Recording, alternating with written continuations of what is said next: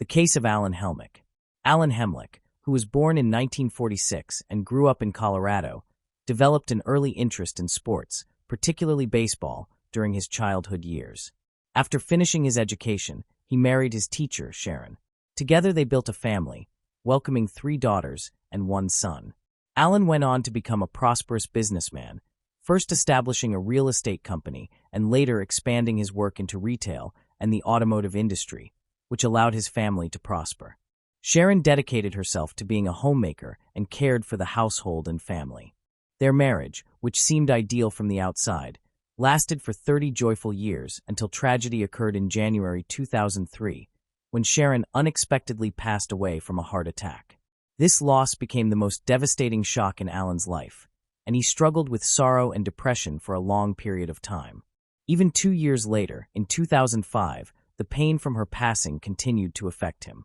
To deal with the grief, Alan concentrated on supporting his children and began attending ballroom dance lessons, pursuing the dream Sharon had hoped to share with him shortly before she died.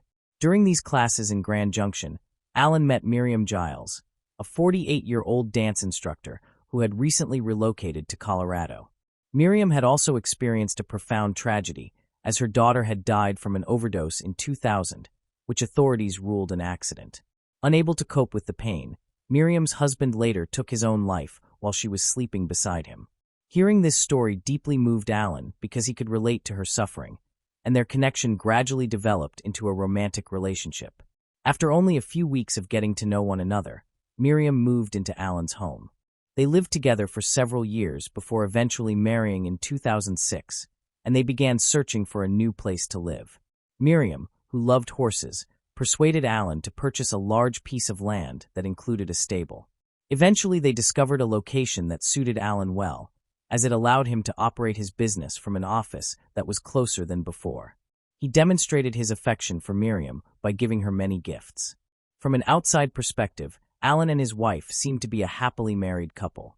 However, Alan's daughter felt uneasy about how quickly their relationship had progressed. Despite this concern, both Alan and Miriam appeared truly content. On the day of the dance competition, Miriam did not feel well. While Alan was occupied with processing documents and signing paperwork, she repeatedly went to the bathroom. Eventually, she walked outside to the parking lot where Alan was sitting in his car waiting. Miriam said she wanted to retrieve some items from the trunk. After opening the trunk and searching through it for a while, she began feeling unwell again and quickly returned inside. Meanwhile, Alan remained seated in the car waiting. Suddenly, he noticed smoke rising from the back of the vehicle. At first, he assumed it was only exhaust smoke and switched off the engine, but the smoke soon became thicker and darker. Realizing that something was wrong, Alan stepped out of the car and saw that a fire had started in the trunk. He immediately ran inside to get a fire extinguisher. On his way, he encountered Miriam, who was using a container to collect water from the bathroom in order to try to put out the fire. The fire department was called and soon arrived to extinguish the flames. When Alan inspected the trunk afterward, he discovered a burned rope that had been soaked in gasoline. This discovery raised suspicions, suggesting that the fire had been deliberately started rather than caused by a malfunction in the car. The fire department questioned witnesses and examined the scene, concluding that only Miriam could have been responsible for starting the fire. However, Alan strongly believed that such a thing was impossible, although he could not completely dismiss the possibility that an intruder might have quietly approached the vehicle. He refused to accept that his beloved wife would attempt to harm him, much less try to kill him. He treated the incident as an accident, even though he admitted having some doubts. The event was soon forgotten, and although uncertainty remained after the fire, the couple's life eventually returned to normal. Unfortunately, during this period Alan became ill. He spent most of May confined to bed, but by June he was beginning to feel somewhat better. Even though he had been diagnosed with hypertension, he started adopting a more active way of living. Alan loved life and eagerly anticipated the chance to return to the field once he regained his health. After enduring a long illness, he appeared to be recovering. However, he failed to return missed calls. This situation continued until June 2008, when Alan's daughter tried to reach her stepmother, Miriam. She was also unable to contact him, so she left a voicemail explaining her intention to visit her father. Unfortunately, her attempts received no response. On the evening of June 6th, she kept trying to get in touch with her father, noting that she had been unable to reach him for more than a week. She called her stepmother again, but there was still no answer. In the voicemail, she asked her stepmother to let her father know that she wanted to see him and was worried about his well-being.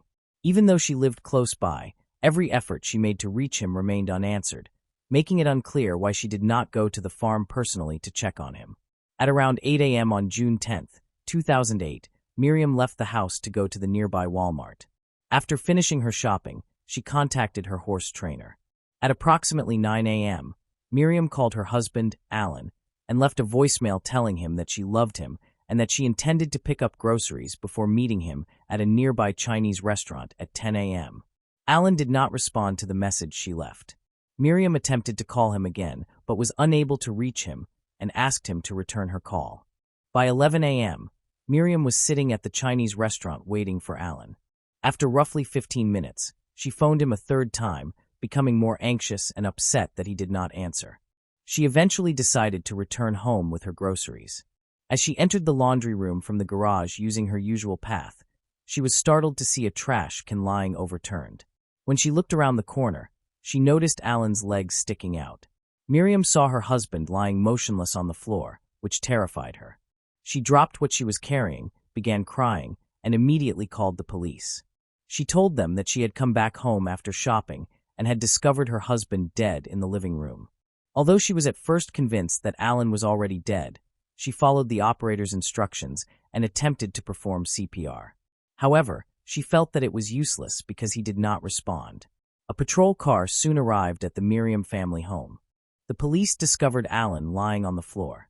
The officer observed that Alan was cold when touched and had no pulse. There was blood nearby, and the officer noticed several cabinet drawers left open along with a trash can that had been knocked over. A .25 caliber shell casing was also discovered. When his wife Miriam was escorted away from the scene for questioning and photographs, the police thought it was strange that she was completely clean, despite claiming that she had performed CPR on her husband as instructed. When questioned further, Miriam stated that she had washed her hands after giving first aid. However, the kitchen sink was found to be entirely clean and dry, which caused the police to believe that she had been dishonest. They suspected that she had not truly tried to help her husband and had only pretended to do so during the phone call. In addition, her calm and somewhat cold behavior only increased the suspicions of the police. Miriam, who had now been taken to the police station for additional questioning, described the events of that tragic day from the very beginning. She confirmed that she had woken up early, prepared coffee, and spoken with her husband on the terrace. They talked about their plans for the day. After their conversation, she took a shower and completed the final adjustments to her shopping list before leaving to purchase household supplies. It was an ordinary day, and she had called her horse trainer and, following his suggestion, bought carrots for the animals. When she first attempted to call her husband, he did not answer, which was unusual for him. After the third call, she became worried and slightly irritated. When she returned home, she discovered her husband lying on the floor. Uncertain about what had occurred, she immediately contacted the police. Miriam mentioned that Alan's son, Alan Jr., had been at their house and had left for work at around 6 a.m. The conversation then shifted to Alan Jr., who had been living in their home for several weeks. He would come back after his shift. Alan Jr. had his own room and used a separate entrance to access it. He occupied a section of the first floor and generally lived in isolation. At the time of the incident, Miriam had not seen Alan Jr. for about 4 days. She suspected that he was not getting along with Alan, although she did not present any strong evidence to support this belief. Just before the incident, his son, Alan Jr., had come to visit him from Alaska. They had some paperwork that needed to be handled. Miriam mentioned that they had been experiencing difficulties. However, at the last moment, the situation took an unexpected turn. Alan had forbidden his son from coming and warned Miriam to call the police if Alan Jr. appeared at their house. Miriam stated that Alan Jr. was involved in a dispute regarding the ownership of the stove and that his father had spoken against him. This situation contributed to the worsening relationship between the father and son, and they did not see each other. She acknowledged the possibility that Alan Jr. might have threatened his father, although she was unsure about the exact details. It appeared that Miriam was attempting to place the blame on Alan Jr. The police uncovered a particularly unusual detail in Miriam's account. She could not even recall the addresses or ages of her husband's children, which was highly unusual. Alan Jr.'s alibi was later confirmed, removing him from suspicion. Other family members stated that there had been no conflict between Alan and his son, making it evident that Miriam's story was false. The police then began tracking her movements throughout the city on the day of the incident. They found it suspicious that she had made several unusual trips, especially when she traveled across town just to buy a bag of carrots, which was clearly insufficient for their horses. They pointed out that the vegetables could easily have been purchased at Walmart. This behavior led the police to believe that she might have been attempting to construct an alibi to explain her extended absence from home. Miriam soon became the primary suspect. In response to the detectives' questions, she explained that they had a prenuptial agreement stating that all property obtained before the marriage would go to his children. She suggested that Alan might have been the victim of a robbery. Miriam noted that some shelves had been pulled out and said she found her husband's wallet left in the kitchen. Normally, the wallet contained several $100s in cash along with several credit cards, but it was now missing. Their house was filled with valuable items, yet they never locked their doors. Miriam claimed that they never used locks or keys. Miriam said that her husband had no enemies and that their neighbors were respectable people. However, she also stated that she was not involved in her husband's romantic affairs, so she could not provide details about any possible rivals Alan might have encountered. During the questioning, Miriam revealed that Alan owned a collection of guns. She also mentioned that Alan had struggled with health problems. She explained that he had stopped smoking about a year before the incident because of high blood pressure and that his health had worsened since then. In addition, he had been taking antidepressants to deal with emotional struggles caused by the death of his first wife. Miriam insisted that Alan had no enemies. However, she mentioned a minor dispute that had occurred a few weeks before the incident with a contractor who had been working on their property. Alan had asked for a handwritten invoice and then postponed payment for several weeks, although the debt was eventually paid. The police asked whether there was any insurance policy on her husband. Miriam said she was unsure but mentioned that Alan owed investors approximately $400,000 for various projects. This raised suspicions because she had previously stated that she did not know about her husband's financial difficulties. Unexpectedly, Miriam asked the police whether they suspected her of being guilty, and they replied that they had some doubts about her account. In response, she produced a large stack of receipts from different locations around the city where she had made purchases on the day of the murder, as if trying to show that she had carefully gathered evidence to support her alibi. After the questioning, Miriam's clothing from the night of the murder was collected and tested for gunpowder residue. She was then released. During the autopsy, the medical examiner discovered a gunshot wound to the back of Alan's head. No gunpowder residue was found on his skin. Alan died instantly from the wound, collapsing to the ground with bruises on his head, arms, and body. There were no defensive injuries, indicating that he had been attacked unexpectedly. Toxicology tests revealed the presence of caffeine and nicotine, but no alcohol, illegal drugs, or prescription medications were detected. It was evident that this was a homicide. An expert concluded that Alan had died several hours before the police arrived at the house, around 8 to 9 a.m. His wife had left the house around that time, suggesting that she might have been involved in the crime, but there were no traces of blood or gunpowder on her clothes or hands. However, traces of gunpowder were discovered at the scene, suggesting that Miriam might have changed her clothes and cleaned herself. The police accessed Alan's cell phone. Earlier that morning, his daughter had called him to discuss certain documents and a meeting to sign them. There were also calls from unknown numbers, possibly creditors who had contacted him after hearing about the tragedy. In addition, the phone had received many calls from friends and family members. To obtain further information, the police interviewed the housekeeper, who had known the Allen family for many years. The housekeeper had cleaned the house and had known Alan even before his first wife died. She remembered that she had last been at their home on June 9, 2008, just one day before the murder. She confirmed that the door was usually left unlocked, allowing her to enter and start cleaning as she normally did. However, she noticed that Alan was behaving unusually.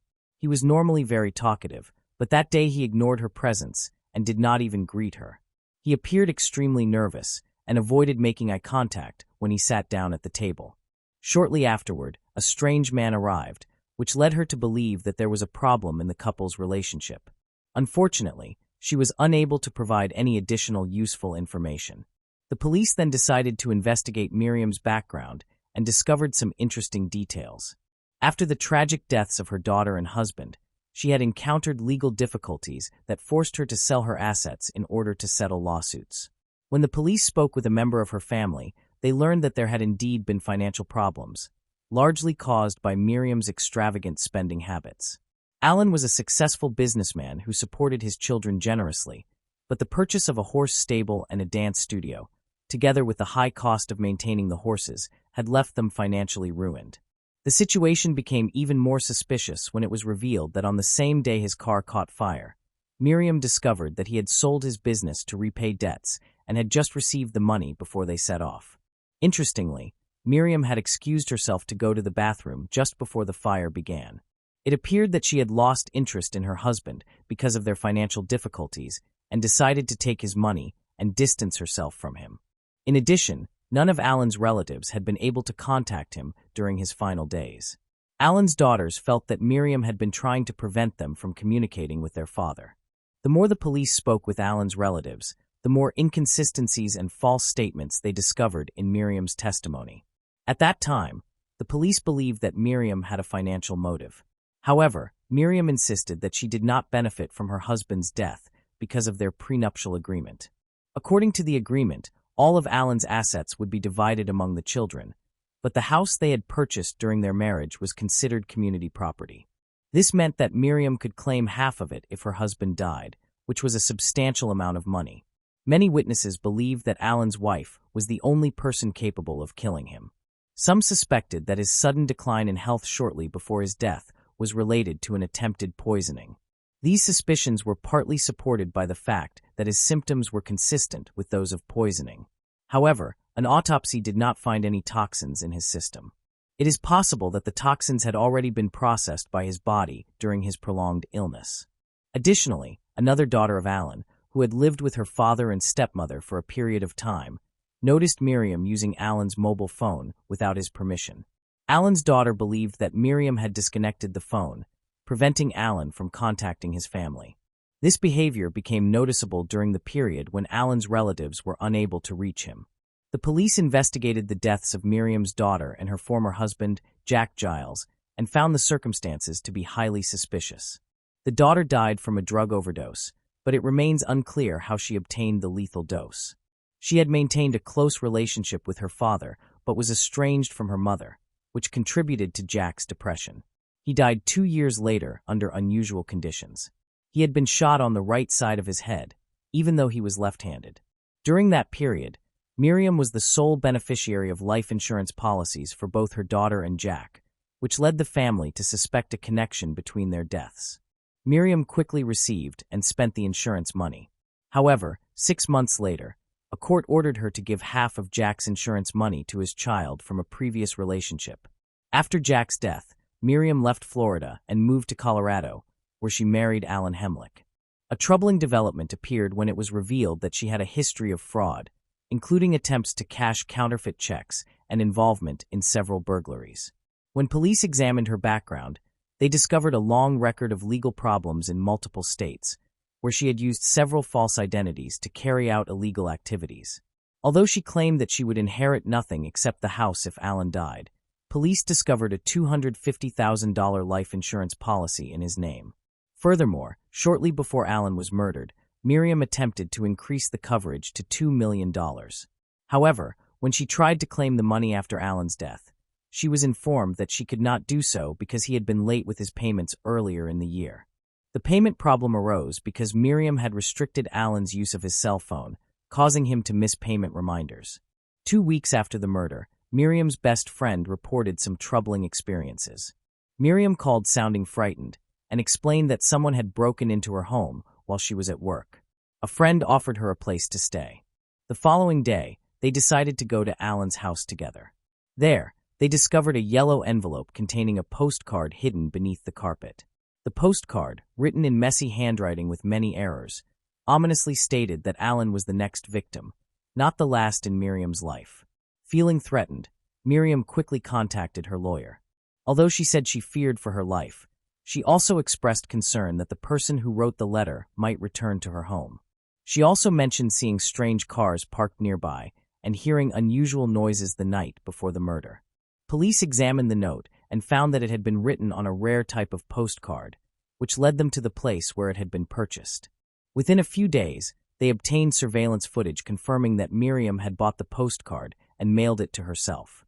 The store clerk even remembered her. The investigation revealed that Miriam had also harmed her own parents. First, she robbed her father and even set fire to his house. Then she went to her mother's house, who lived in another state, and robbed her before fleeing to Mississippi.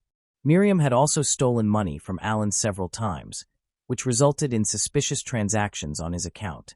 A bank employee noticed these irregularities and attempted to inform Alan, but he was unaware of the situation because his wife had hidden his phone. It was discovered that more than $140,000 had been withdrawn from Alan's account, even though he had not made any major purchases. This was unusual because all of his associates stated that Alan typically planned large purchases in advance and discussed them with his accountant. The day before his death, Alan appeared extremely upset, possibly because he had discovered the unauthorized withdrawals, which could have caused him considerable stress. Could this situation have led to murder? When the police decided to arrest Miriam for the killing, they discovered that she had left Colorado and was staying at her son's house in Florida.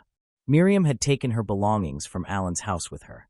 She quickly registered on a dating website, stating that she was searching for a wealthy man who earned at least $500,000 per year to meet her needs. During the investigation, police found several searches on Alan's computer related to horse euthanasia.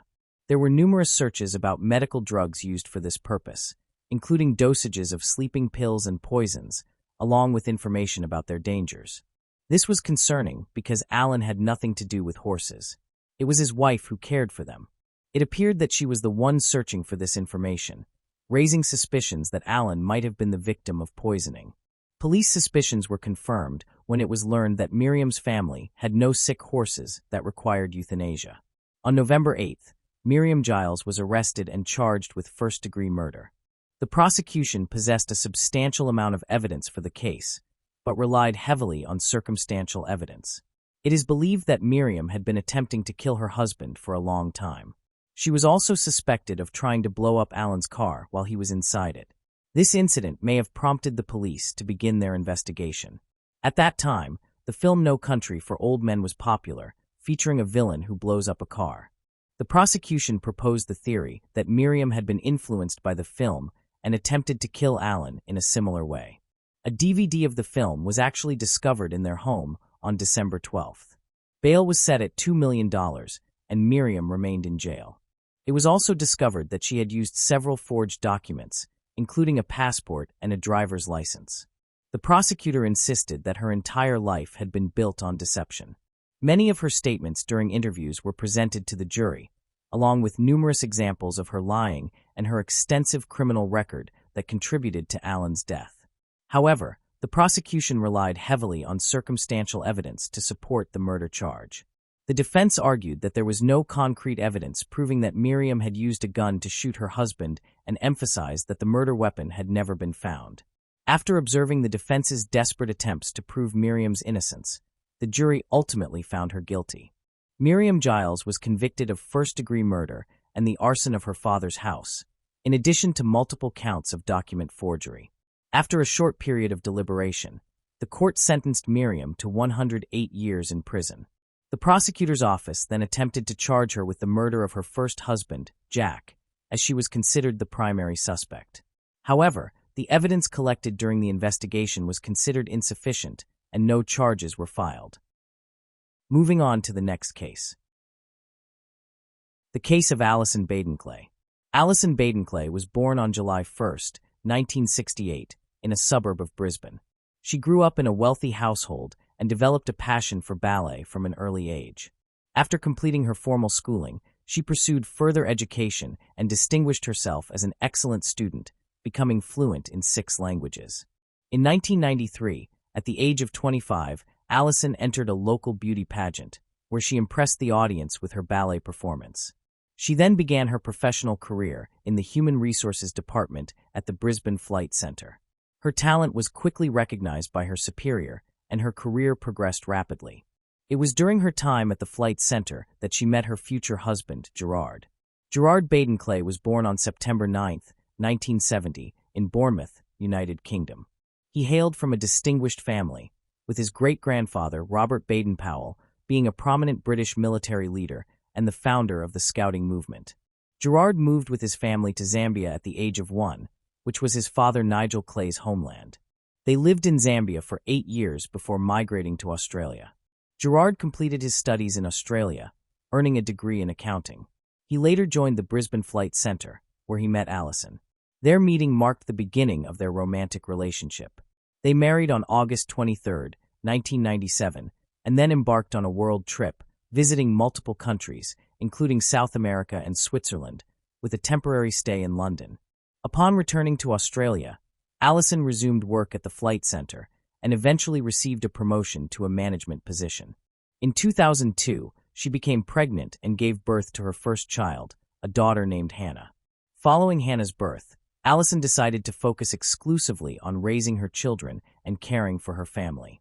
During this period, Gerard made several career changes and in 2004, established a luxury real estate company in Brisbane with assistance from his parents. He dedicated considerable time and effort to building the business. The couple's second daughter, Sarah, was born in 2004, followed by their youngest, Ella, in 2006. The family resided in a rented house in Brookfield, a suburb of Brisbane, while Allison spent most of her time at home caring for the children. Over time, Allison began noticing that Gerard was increasingly distant from her. This distance culminated in a shocking confession that he no longer loved her. Gerard's behavior toward Allison changed dramatically. He frequently criticized her, complaining about the meals she prepared and the cleanliness of their home. He called her lazy and stated that she was no longer attractive to him. Allison chose to remain silent in the face of these hurtful remarks. In her diary, she expressed her enduring love for Gerard, chronicled their frequent arguments, conveyed her feelings of guilt, and recorded her determination to change in order to win his affection once again. She concealed her family difficulties behind a cheerful exterior, presenting herself as a warm, caring individual, a devoted mother, and a loving wife. However, her family life took a difficult turn in 2011. Gerard's business suffered severe losses following the Queensland floods, resulting in a debt of approximately $1 million Australian dollars. That same year, in October, Allison discovered that Gerard was secretly having an affair with Tony McHugh, a co-worker. Gerard and Tony had met in 2008, when Tony was a client and Gerard subsequently hired her. At that time, Tony was experiencing marital problems after 17 years of marriage, which eventually led to her divorce. Although Tony knew Gerard was married, he told her that his relationship with Allison was loveless and that he remained only for the sake of their daughter. Gerard promised Tony a future together and said he would marry her. In October 2011, Allison discovered Gerard's affair with Tony. Gerard immediately ended the relationship, severed ties by firing Tony from his real estate company, and reconciled with Allison. Despite this, Tony continued to harbor hopes for a future with Gerard. Months later, in April 2012, Tony and Gerard spoke on the phone while Tony was driving home. They discussed an upcoming real estate conference, and Gerard casually mentioned that Tony would be meeting Allison there the following day.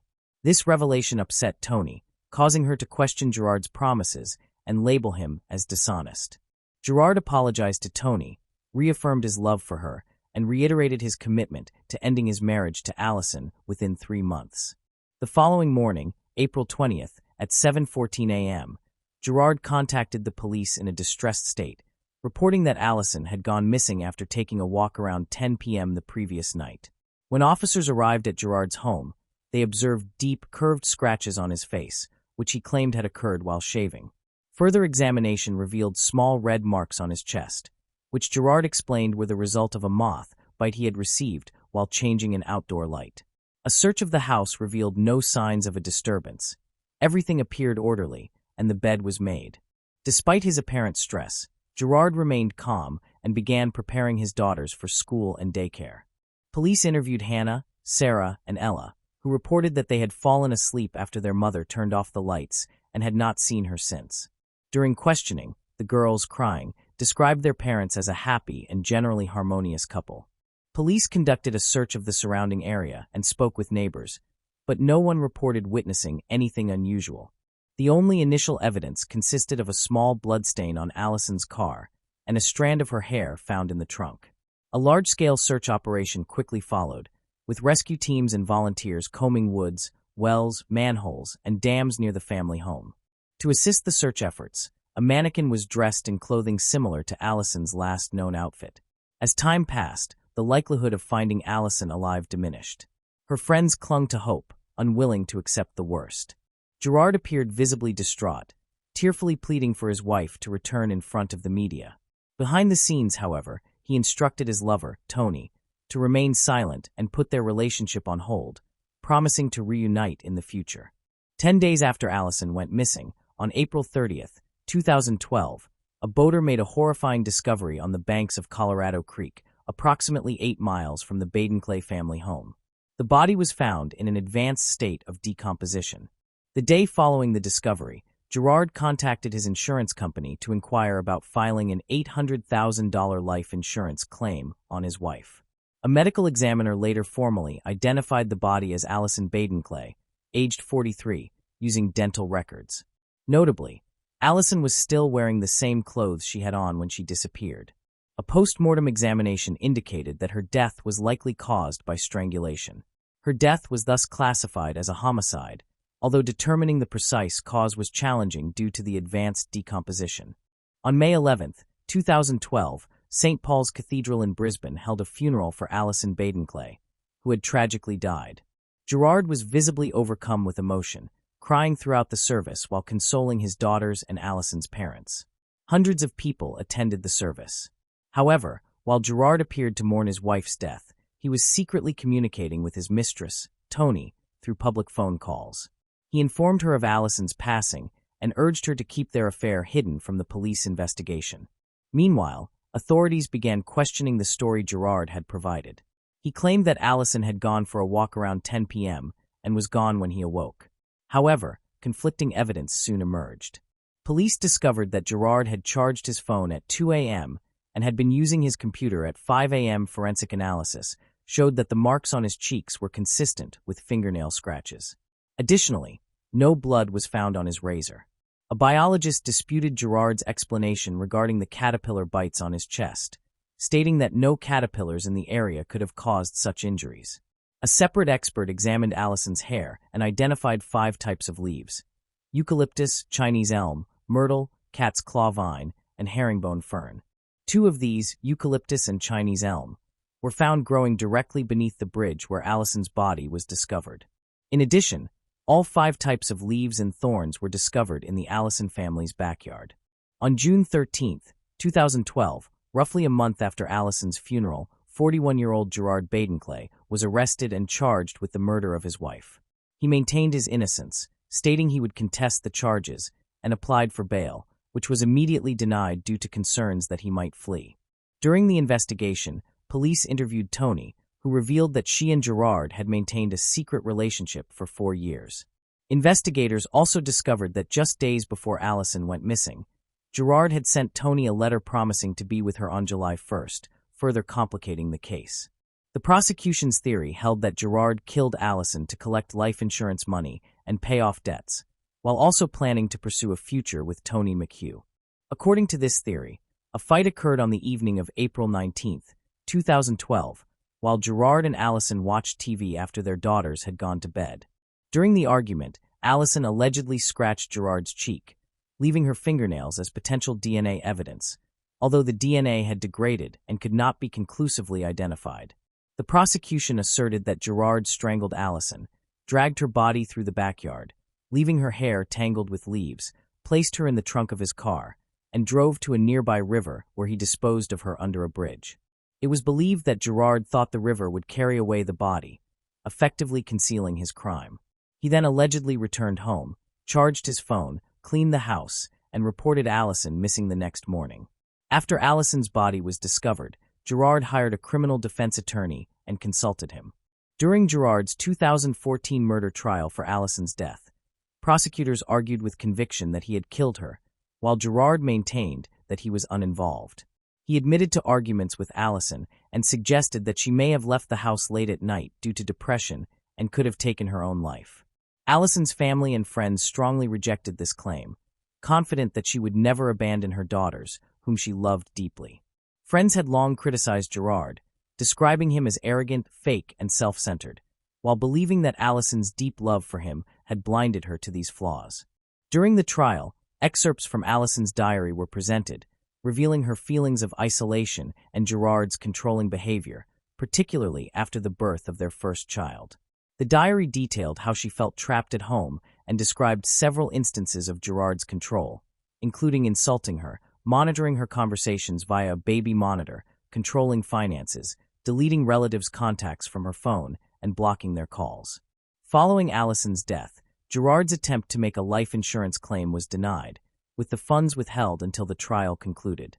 Another significant testimony came from Melissa Romano, who had never met Gerard in person but had spoken with him by phone in 2009 regarding a real estate deal.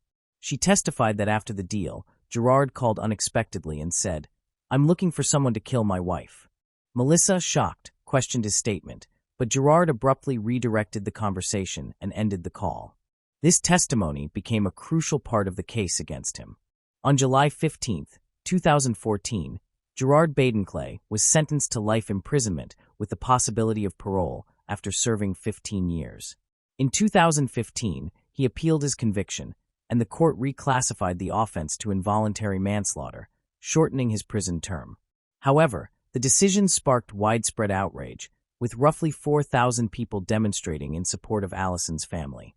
Responding to public sentiment, Australia's High Court in 2016 overturned the Court of Appeal's decision, reinstating the original murder conviction. As a result, Gerard will not be eligible for parole until at least 2027. While incarcerated, Gerard initially presented himself as a model prisoner, but over time, he adapted to prison life and became less restrained, culminating in an incident where he clashed with a prison guard, resulting in a formal reprimand. Following Gerard Benclay's trial, his former lover, Tony McHugh, moved to Bali, where she engaged in teaching and charity work. For years later, she relocated to the United Arab Emirates to continue her education career. Tony now lives privately, keeping her personal information confidential. She occasionally connects with friends on social media through a private account, fearing that Gerard might attempt to locate her after his eventual release. In a recent public statement, Tony expressed remorse for her actions and clarified that she never intended to cause any harm to Allison. Allison's daughters, Hannah, Sarah, and Alla Benclay, are living with their grandparents. Allison's assets, including her life insurance proceeds, have been transferred to her children. After completing her university studies in 2022, Hannah has followed in her mother's footsteps by pursuing a career in dance. In memory of her sister, Allison, Vanessa established a charity dedicated to combating domestic violence, supporting those affected, and raising public awareness about the issue. Moving on to the next case. Case of Amy Harwick. Amy Harwick was born in 1981. She was abandoned by her biological parents at the maternity hospital and was soon adopted by another family. She grew up in a small town in Pennsylvania. At the age of 20, she moved to Los Angeles with the intention of pursuing a degree in psychology. However, because she needed money to support herself, she was unable to attend college immediately. During the day, she worked as a bartender, and at night she danced in nightclubs throughout the city. Over time, Amy saved enough money to continue her education. She earned a master's degree in clinical psychology, followed by a doctorate. She then opened a private practice and helped clients whom other professionals were unwilling to accept. Many of her clients included adult film actors and sex workers. According to her close friend, Robert Koshland, she developed a strong fascination with death. This was reflected in her unusual collection of objects, such as a real coffin and an actual collection of poisons in her home. In 2017, Amy met Drew Carey, a 60-year-old comedian and well-known television host. On Valentine's Day, Drew introduced Amy as his girlfriend on his show. He shared that he had met her at a party. It was 2017, and Amy was working part-time as a bartender. He was captivated by her and quickly fell deeply in love. He admitted that he had insecurities about his appearance, but said that being with Amy made those insecurities disappear. Later that year, the two of them became engaged. When he later reflected on their relationship, Drew said that they had enjoyed wonderful times together. However, because both Drew and Amy were well known in Los Angeles, negative anonymous comments about them began appearing online. She feared that this would harm her reputation as a therapist. She suspected that her ex-boyfriend, Gareth Pursehouse, was responsible for them because he was very jealous whenever he saw her close to other men. After some time, her relationship with Drew began to suffer. They argued often, mainly about their employment contracts. Although they attended therapy together, it did not resolve their problems. Eventually, they decided to separate amicably and lost contact with each other. In 2020, on the night before Valentine's Day, Amy unexpectedly sent Drew a message saying that she would really like to meet him and talk. Drew replied that he wanted that as well and that he loved her. Early in the morning on February 14, 2020, Amy had arranged to meet her friend Cleopatra Slow for a walk in Los Angeles. When Cleopatra arrived at her house, Amy invited her inside because she was not ready yet. They went upstairs to her beautiful bedroom, which had a small balcony and plenty of natural light. She quickly finished getting ready and ended up wearing only a red cardigan. During their walk, Amy acted as a local guide, leading Cleopatra through the winding streets of the Hollywood Hills. She pointed out her favorite places and shared stories about the area. They stopped for breakfast at the Beechwood Cafe, where Amy expressed how happy she was and how well her life was going. From the outside, everything seemed perfect. That evening, Amy had plans to attend a burlesque show at the Globe Theater. She dressed very elegantly, choosing a beige velvet dress, a black leather jacket, boots, a handbag, and a rosary necklace with a cross. The show started around 7 p.m., and she met her friends there. The group took photos together using a small Kodak film camera. Around the same time, Amy's neighbor, Michael Herman, was in his room on the second floor. He suddenly heard the sound of plates breaking, which he assumed was Amy, who lived above him, making noise. He dismissed the sound and went back to sleep. Looking at the photos of Amy and her friends from that evening, they all appeared extremely happy. Amy's friend Tosh later said that they had all been delighted with the show and had enjoyed themselves greatly. Around 9 p.m., after the burlesque show ended, Tosh invited Amy to a party. Amy declined, saying that she was going to have tea with her friends, and added that she loved Tosh. That was the last time Tosh saw her. She and her friends left the Globe Theater and went to a place called the Nomad to relax and have tea. They stayed there until nearly midnight. Around 1 a.m., Amy drove back home and sent a message to her friend Sarah Rollins, asking her to send photos from their time at the Nomad. In the message, which was sent at 1:02 a.m., she asked Sarah to send the photos of her on the green couch. Amy then went up the stairs to the third floor and entered her room. Suddenly, she was attacked. Her screams immediately woke her neighbor. The neighbor heard her body hitting the floor and an uneven scream, suggesting that someone had covered her mouth.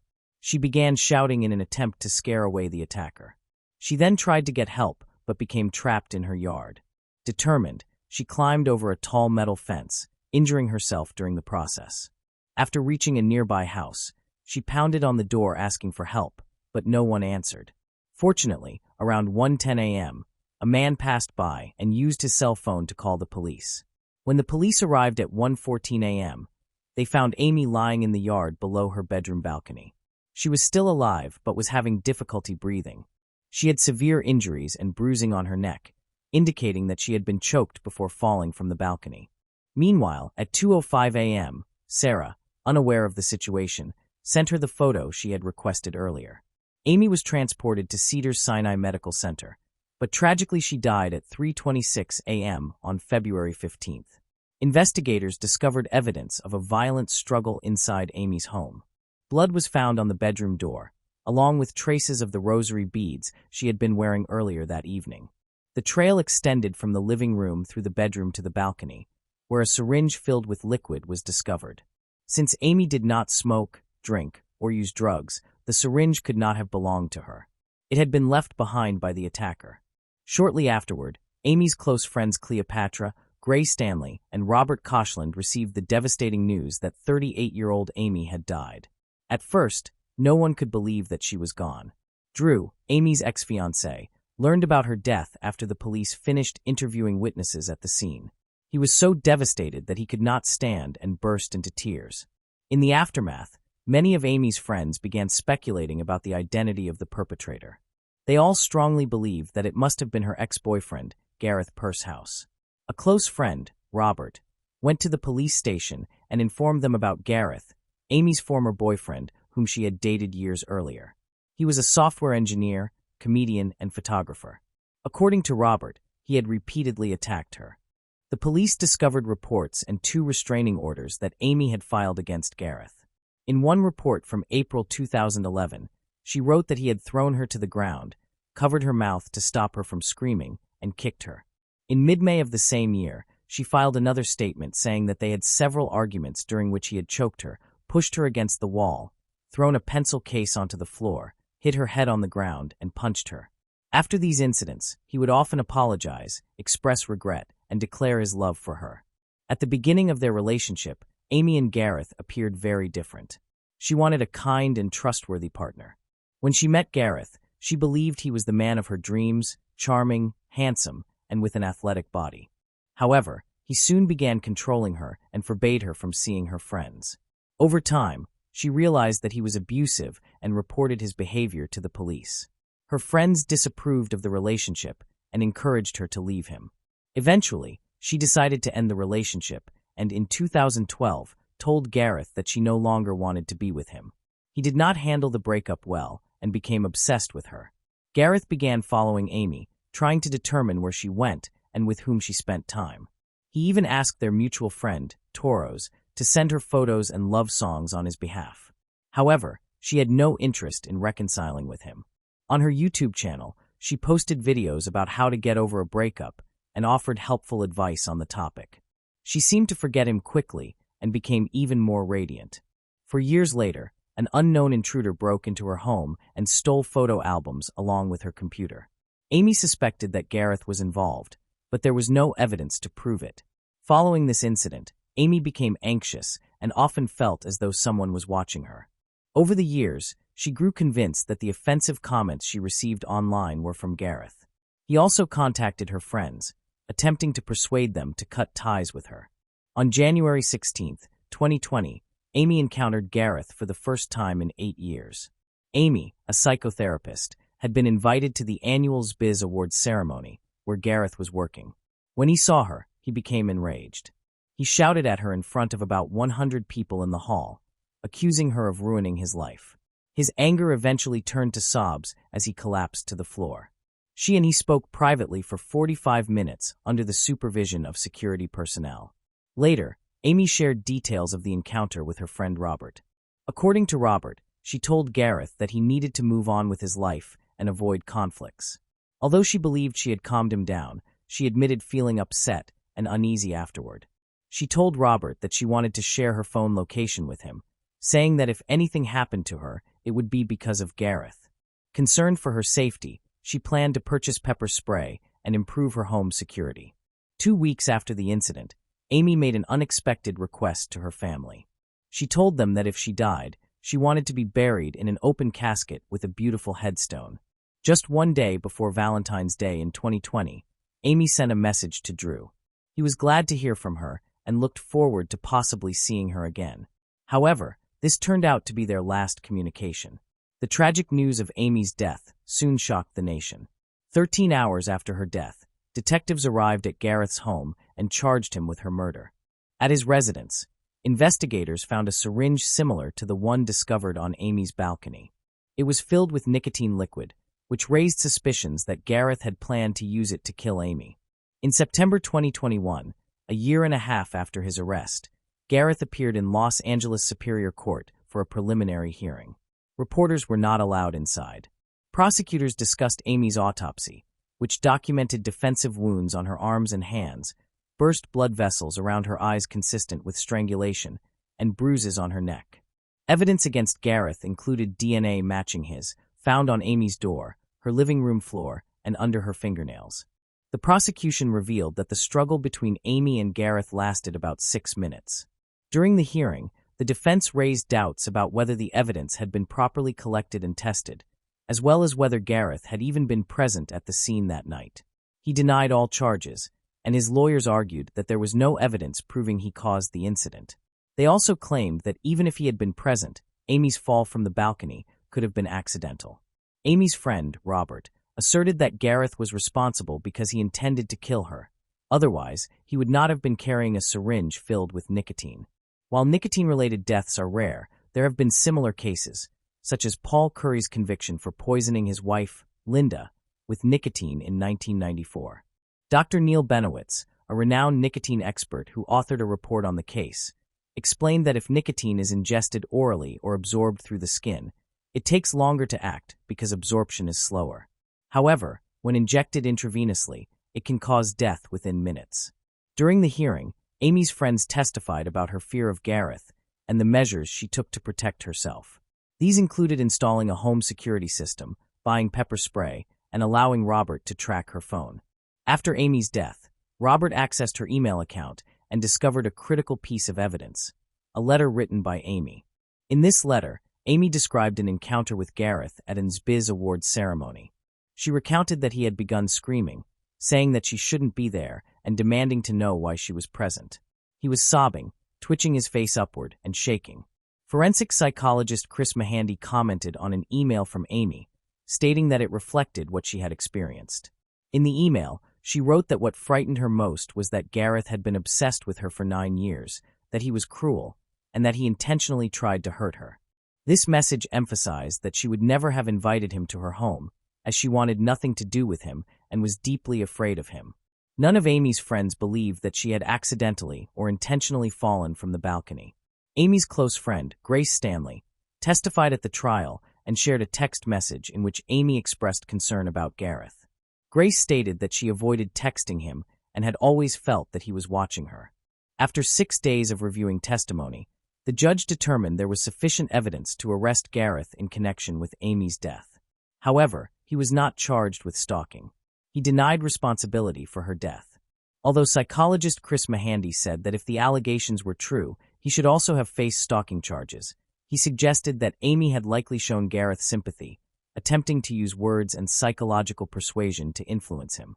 Unfortunately, this was a serious mistake, as the safest approach for stalking victims is to avoid any interaction with their stalker.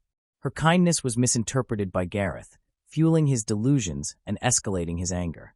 Gareth was eventually arrested, but his preliminary court hearing was delayed multiple times and eventually rescheduled for October 25, 2020. If found guilty, he could face a life sentence without the possibility of parole. More than 2.5 years after Amy's death, Drew said that Valentine's Day would never be the same. He admitted that he was unsure if he wanted to host dinner on the occasion again, and that he probably would not. He expressed hope that her tragic death would raise awareness about domestic violence and stalking in other families. He noted that in this country, almost everyone knows at least one woman who has been a victim of domestic violence, and that it is a serious issue that many people do not fully understand. Gareth Pursehouse, Amy Harwick's ex-boyfriend, was sentenced to life in prison without the possibility of parole on December 6, 2023. He was convicted of first-degree murder and first-degree burglary. The jury also determined that ambush was an aggravating factor in the case. Amy's parents have expressed immense appreciation for the outpouring of support and assistance from their daughter's friends. They are relieved that justice has been served and that Gareth has been held accountable. Meanwhile, Amy's friends are planning to create a memorial in her honor and for all victims of domestic violence. Moving on to the next case. The case of Bruce Pardo.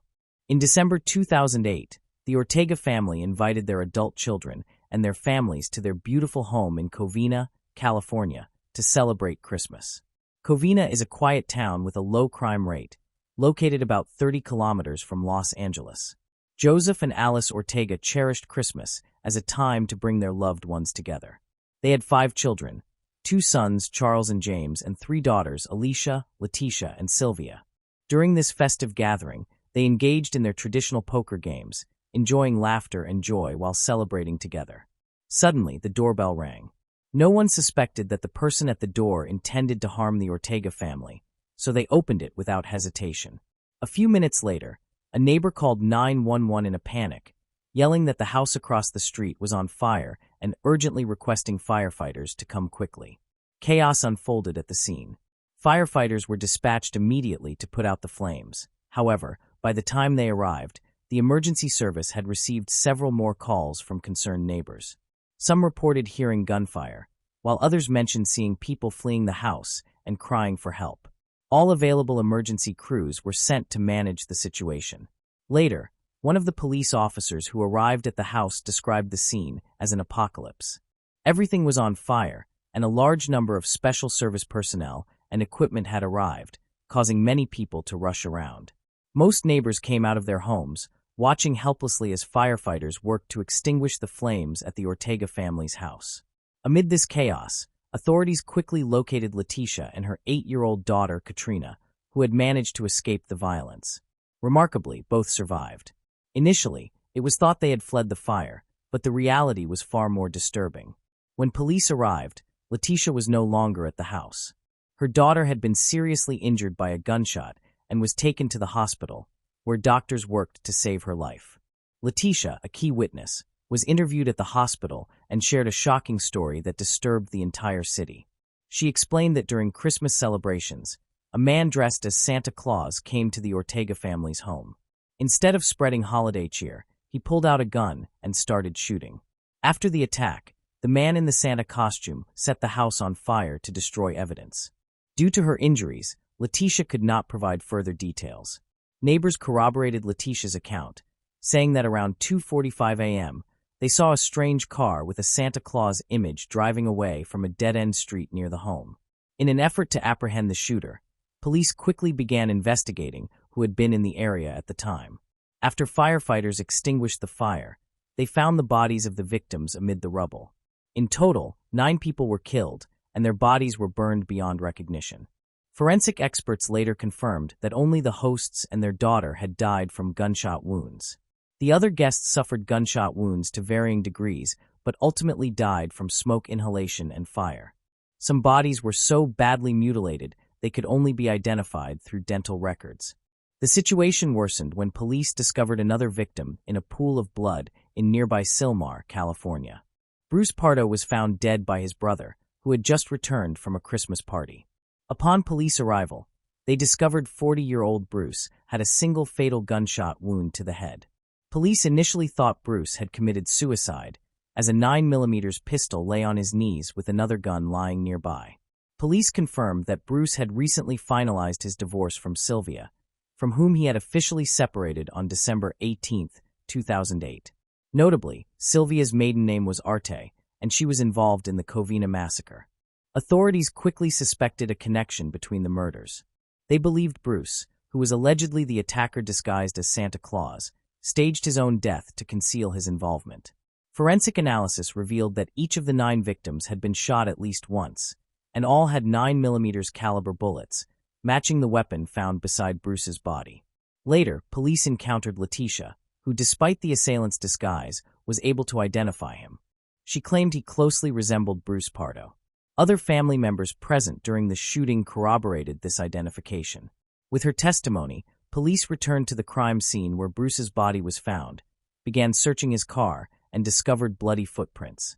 They also confirmed that neighbors had seen the same car in the bay that evening, just before it fled the scene as the fire broke out. Bruce had asked Sylvia Ortega's parents, Joseph and Alice, to arrange a family get-together on Christmas Eve. This tradition involved the entire family gathering annually to play themed games. However, the holiday made them an easy target for a mysterious attacker dressed as Santa Claus. The assailant created a terrifying nightmare. It appeared he harbored a deep hatred for the family, leading to such a horrific act and showing no mercy even to the children. Bruce's negative attitude toward his ex-wife Sylvia and her family fueled his actions. The fire and shooting caused the greatest harm to Sylvia and her parents, whom Bruce despised. He was aware of the family's annual Christmas celebration and likely planned his attack in advance. This all seemed too calculated to be a coincidence. Leticia continued recounting the events of that day. The Ortega family had gathered in significant numbers. Sylvia, who was divorced from Bruce at that time, was present alongside her 4 siblings, some of whom brought their children with them. Additionally, several friends were in attendance at the party. With so many people present, no one could remember the precise number of guests. During the celebration, shortly before midnight, the doorbell rang. Although they were not expecting any further visitors, Sylvia's 8-year-old niece, Katrina, went to the door and peered through the peephole. She saw Santa standing there, dressed in his customary red and white suit and carrying a bag. Excitedly, she informed everyone about it. The adults exchanged confused glances, as no one had arranged for any costumed entertainers. Later, neighbors mentioned that they had observed a man in a Santa suit approaching the Ortega home around the same time. One neighbor waved to him and wished him a Merry Christmas.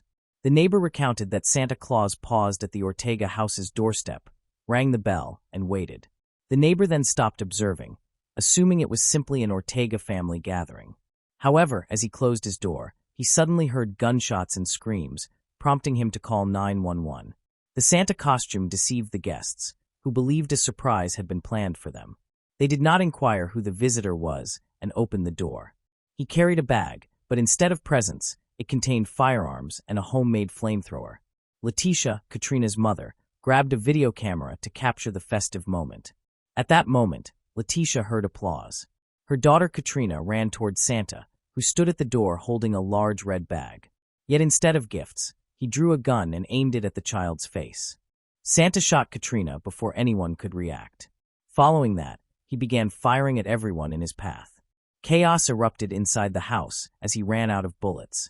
He quickly retrieved a second firearm with a full magazine. The attacker showed no mercy, even targeting children. Amid the ensuing panic, parents and 2 sisters sought refuge under the dining table. The assailant clearly identified his victims and shot them at close range, firing multiple rounds at each, mainly hitting the back and head. Santa moved among them, continuing to fire at the defenseless. He went through the rooms, checking and shooting anyone he saw. One bullet struck Sylvia's brother, James. Her other brother, Charles, screamed that he recognized the shooter.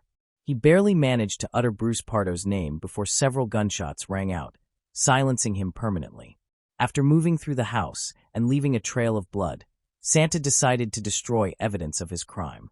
He pulled a homemade flamethrower from his gift bag and began spraying fuel on the victims and surrounding furniture. Immediately, the entire first floor erupted in flames. Letitia said the Santa suit caught fire, forcing the attacker to flee the scene. This allowed Letitia to reach her daughter and take her to safety, but she was unable to save anyone else. Her child suffered severe head injuries, prompting a neighbor to call emergency services promptly. A 16-year-old boy and 2 other guests, along with everyone in the living room within the attacker's sight, were injured or killed. The survivors could only watch helplessly as the house burned, particularly when a gas cylinder exploded inside. Firefighters arrived shortly after to extinguish the blaze, with nearly 80 personnel on the scene. Despite their efforts, it took an hour and a half to bring the fire under control. Police were initially skeptical, but a thorough examination of the crime scene and autopsy confirmed that Bruce had indeed ended his own life, as no one else was present in the house when he pulled the trigger. He also suffered extensive third-degree burns to his arms and legs. Letitia mentioned that his Santa suit had caught fire during the incident, raising doubts about whether Bruce was truly responsible for the crime. It was evident to everyone that Bruce and Sylvia had met through a mutual friend at work. At the time, Sylvia was divorced and had 3 children from her previous marriage. She and Bruce quickly connected and began dating. Their relationship progressed rapidly, and by December 2006, they decided to marry. Following their wedding, they purchased a beautiful house to accommodate their growing family.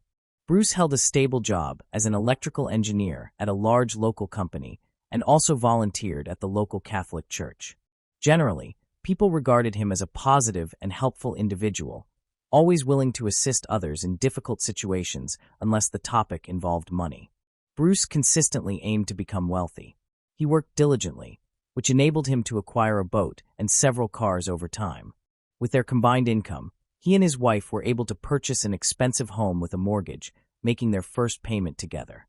However, because the house was in an upscale area, their relationship began to suffer. By 2007, Sylvia increasingly voiced her frustrations, feeling overwhelmed by the responsibilities she had to bear. She worked and earned a good salary while also raising 3 children, whom Bruce did not assist with. Despite this, he assumed most of the financial obligations for repaying the mortgage. Sylvia felt that Bruce did not contribute adequately to their shared goals. Despite all this, she continued to care for his dog. They shared a joint savings account, yet she believed she contributed more financially to their household. Tension arose over money because Bruce was frugal, which frustrated Sylvia. They had initially agreed that Sylvia would provide for her 3 children from a previous relationship, and Bruce refused to spend money on them. At first, their family life was relatively stable, but Bruce's greed soon began to irritate Sylvia. She expected their savings to total approximately $88,000.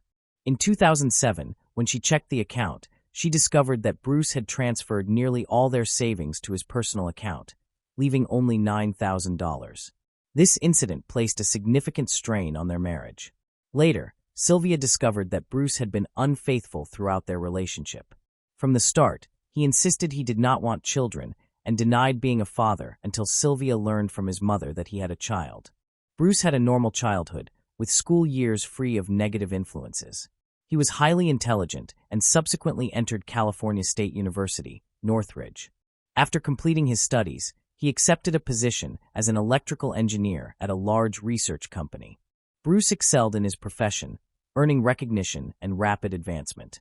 However, this success was not sufficient for him. He became fixated on his colleagues' earnings and grew envious whenever someone earned more than he did. To cope, he began claiming more working hours than he actually completed. Those who knew him well described this as an obsession with money. Ultimately, this behavior led to his dismissal when the deception was uncovered. Relatives noted that Bruce struggled with relationships with women. Although attractive and dating frequently, these relationships often ended abruptly. Financial problems were a constant feature of his life.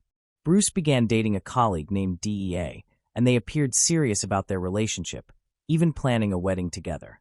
However, financial disagreements became a source of conflict. Despite having a good income and some savings, Bruce refused to spend money on a lavish wedding, considering it wasteful. He preferred a modest celebration, but DEA, determined to have a grand wedding, paid for the elaborate event herself. She handled all the arrangements and covered the expenses, while Bruce was absent. He withdrew from the wedding, taking $3,000 from their joint account intended for their honeymoon.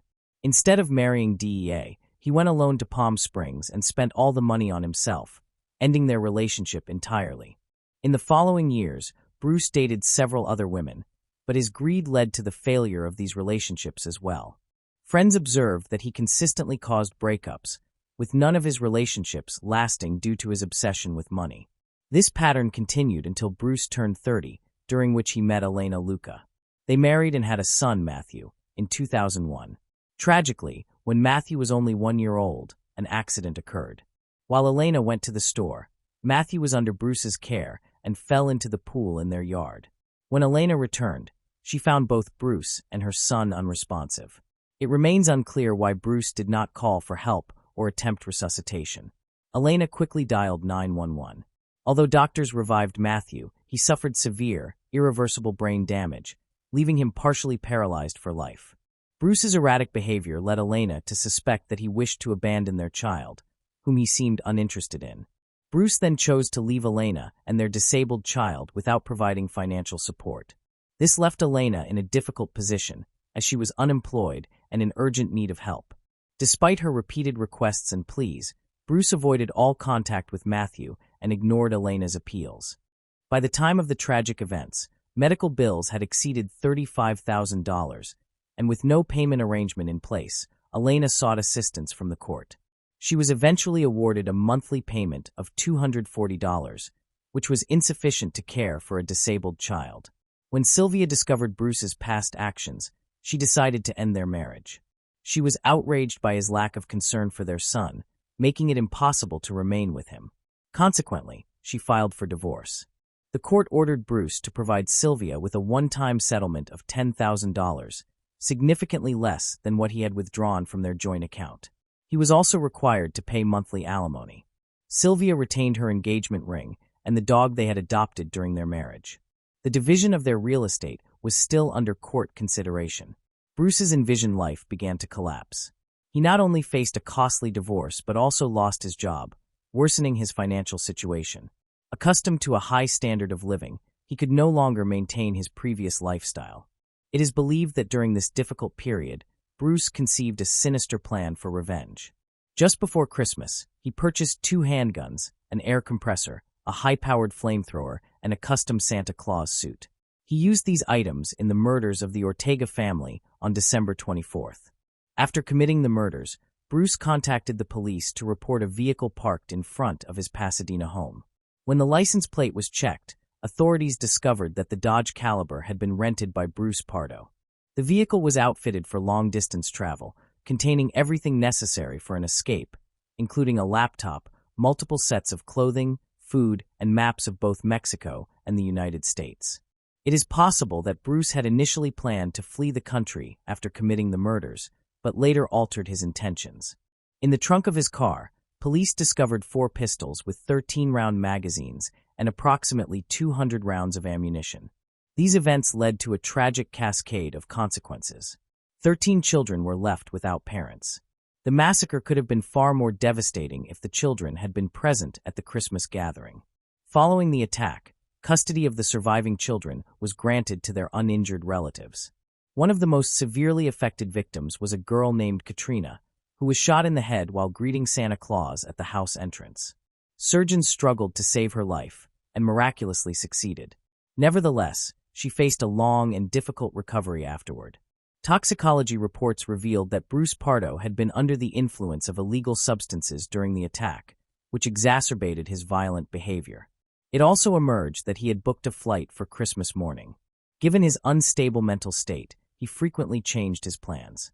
Just 30 minutes after the massacre, he purchased a ticket to Canada, suggesting his intention may have been to flee.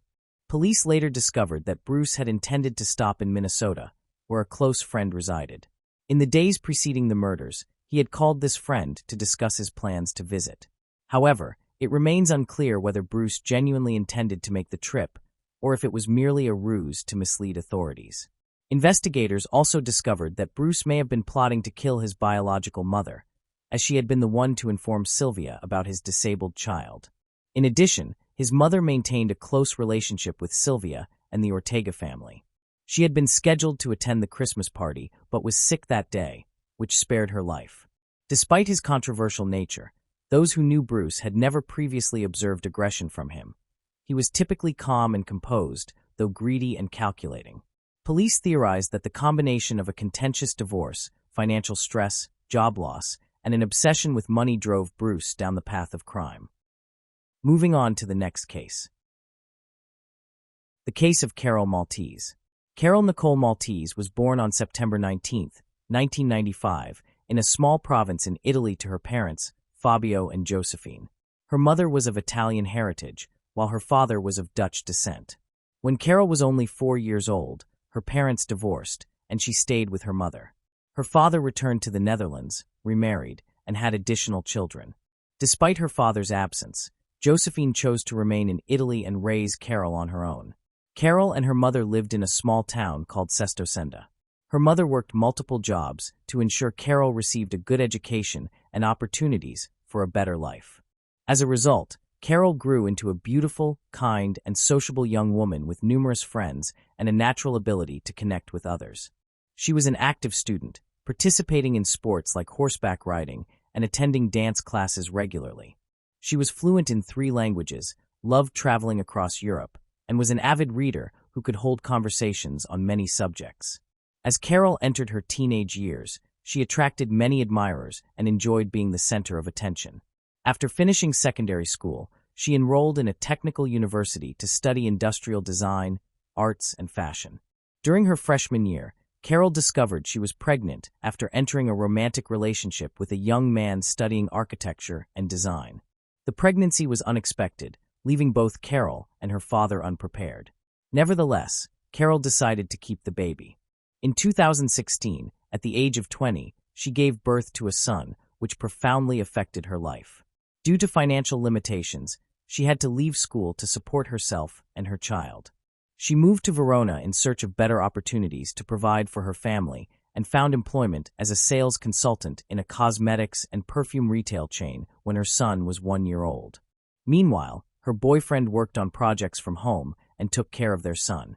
In mid-2019, Carol's life shifted again when she fell in love with Angelo.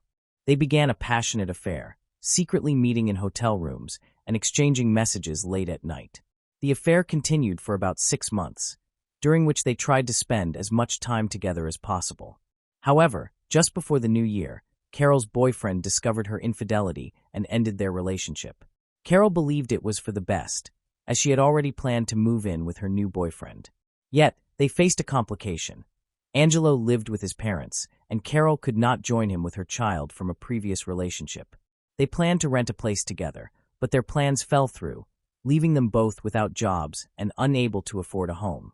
Carol had to move into Angelo's parents' house and temporarily leave her 4-year-old son with his biological father. She struggled financially, relying heavily on Angelo and his parents for support and unable to contribute to her son's care.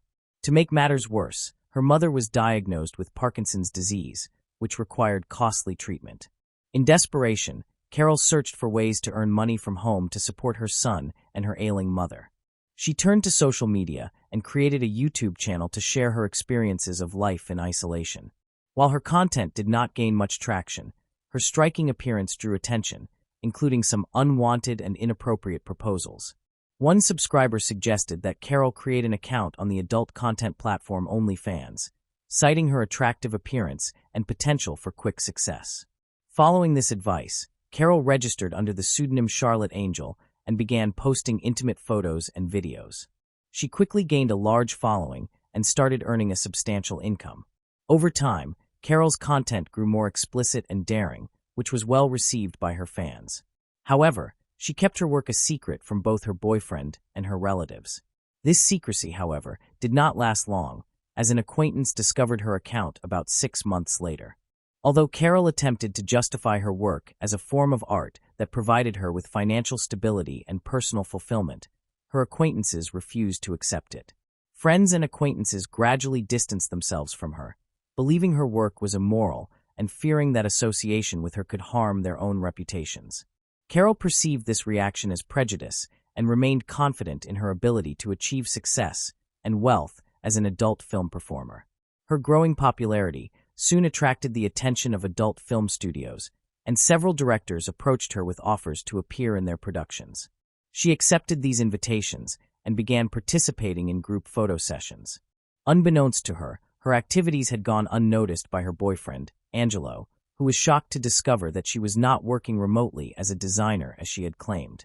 He felt confused and unsure how to react, as he had no intention of ending their relationship. However, when Angelo's parents learned of Carol's profession, they pressured him to break up with her immediately, fearing she would bring shame to their family. At that point, Carol had achieved financial stability thanks to her popular OnlyFans account and the rising payments from film directors.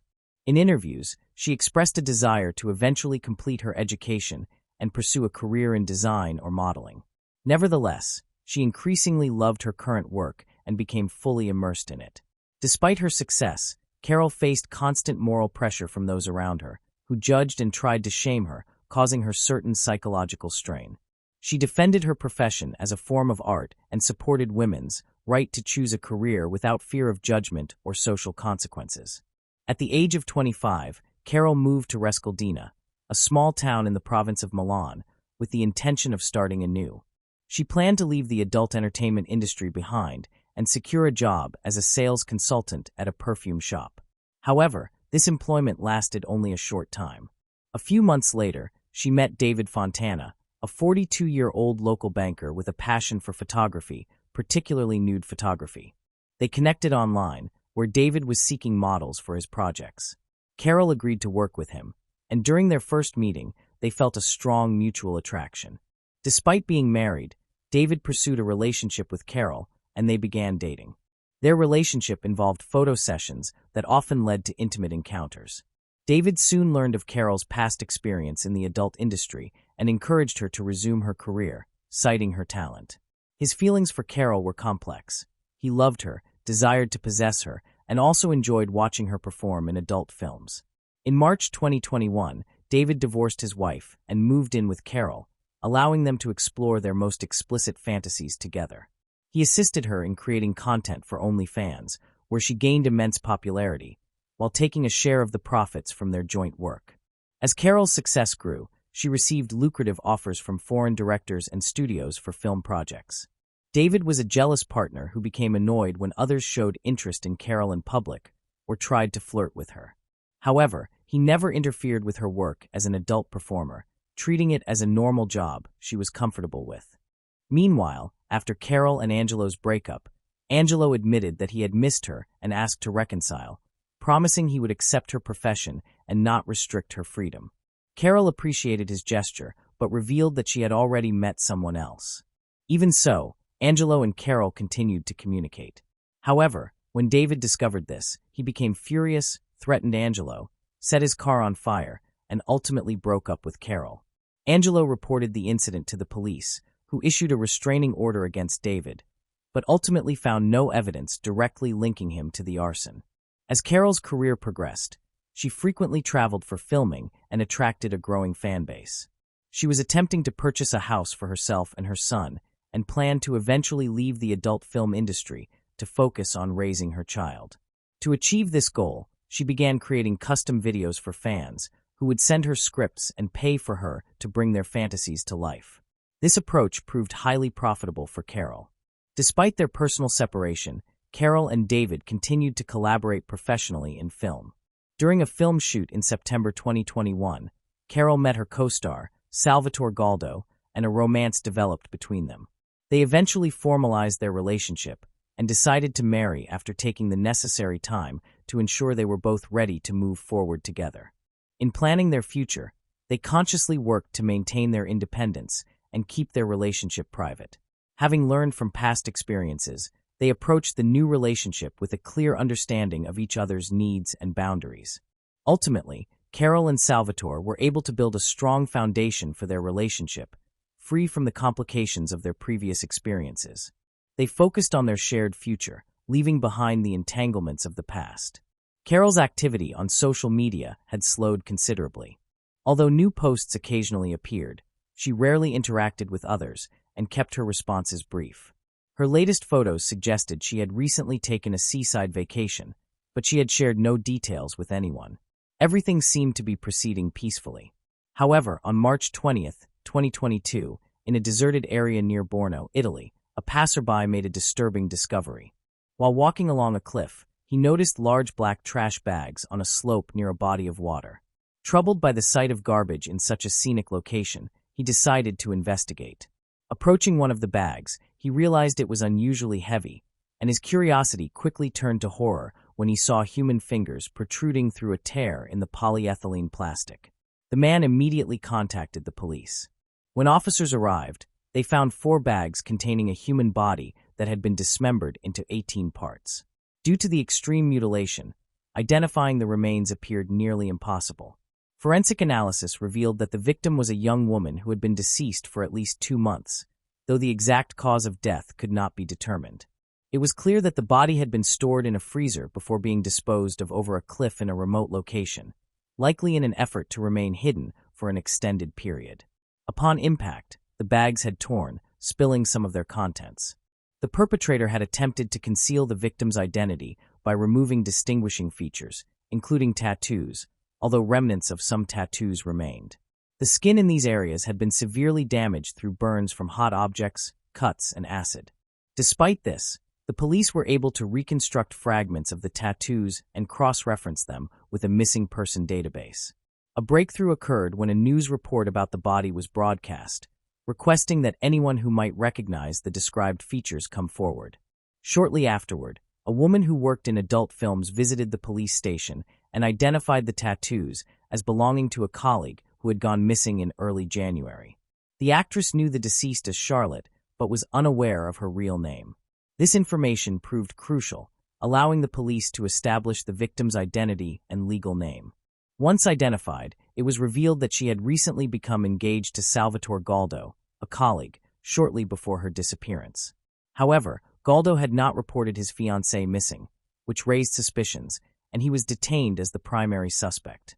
He appeared genuinely distraught over her death and expressed confusion over why he was under suspicion. According to Salvatore, he had been in regular contact with his fiancée through messaging apps and social media and had evidence of their correspondence. He claimed that Carol had fallen ill and was self-isolating, which explained why he had not visited her. When asked why he had not called to check on her, he said he had spoken with David Fontana, who lived nearby, and had promised to take care of Carol. Although Salvatore's story was unclear and unconvincing, his testimony led the police to a second suspect who needed to be questioned. However, before they could locate David, he appeared at the station to report a missing person himself, surprising the authorities. David had not been following the news and had not expected the body to be found so quickly. Upon learning that Carol's body had been discovered and identified, he became anxious. With Salvatore under arrest, David realized that the police would likely trace him, as he had communicated with Salvatore by phone and fabricated a story about caring for Carol while she was sick. During questioning, David appeared nervous and gave inconsistent accounts of his relationship with Carol. He claimed they had been close but had not seen each other in months, and that she had suddenly stopped contacting him. After hours of interrogation, David broke under pressure and began confessing that he had accidentally killed Carol. He claimed the incident occurred in early January during a filming session for a client who had paid a large sum. The script had required him to tie and gag Carol, place a bag over her head, and act out a scene in which he would beat and torture her with various tools, including a hammer. David said that he and Carol had agreed he would not hit her too hard, while she would act as if in severe pain. However, he claimed he accidentally delivered a hammer blow that fractured her skull. Upon removing the bag, he saw she was near death, but instead of seeking medical help, he claimed he ended her suffering with a final blow of the hammer. Investigators later discovered that the mysterious client was actually David, who had contacted Carol using a fake account. He had devised a plan for revenge because Carol had intended to leave him. On the evening of January 11th, David used a hammer to kill Carol. The next day, he purchased a large freezer using Carol's credit card, as well as a saw and an axe from a hardware store, which he then used to dismember her body. David attempted to conceal her identity by damaging her tattoos and skin and by burning and shredding parts of her body. After killing Carol, he stored her remains in the freezer for over 2 months, deceiving her family and friends by communicating with them via her phone and social media accounts to create the illusion that she was still alive.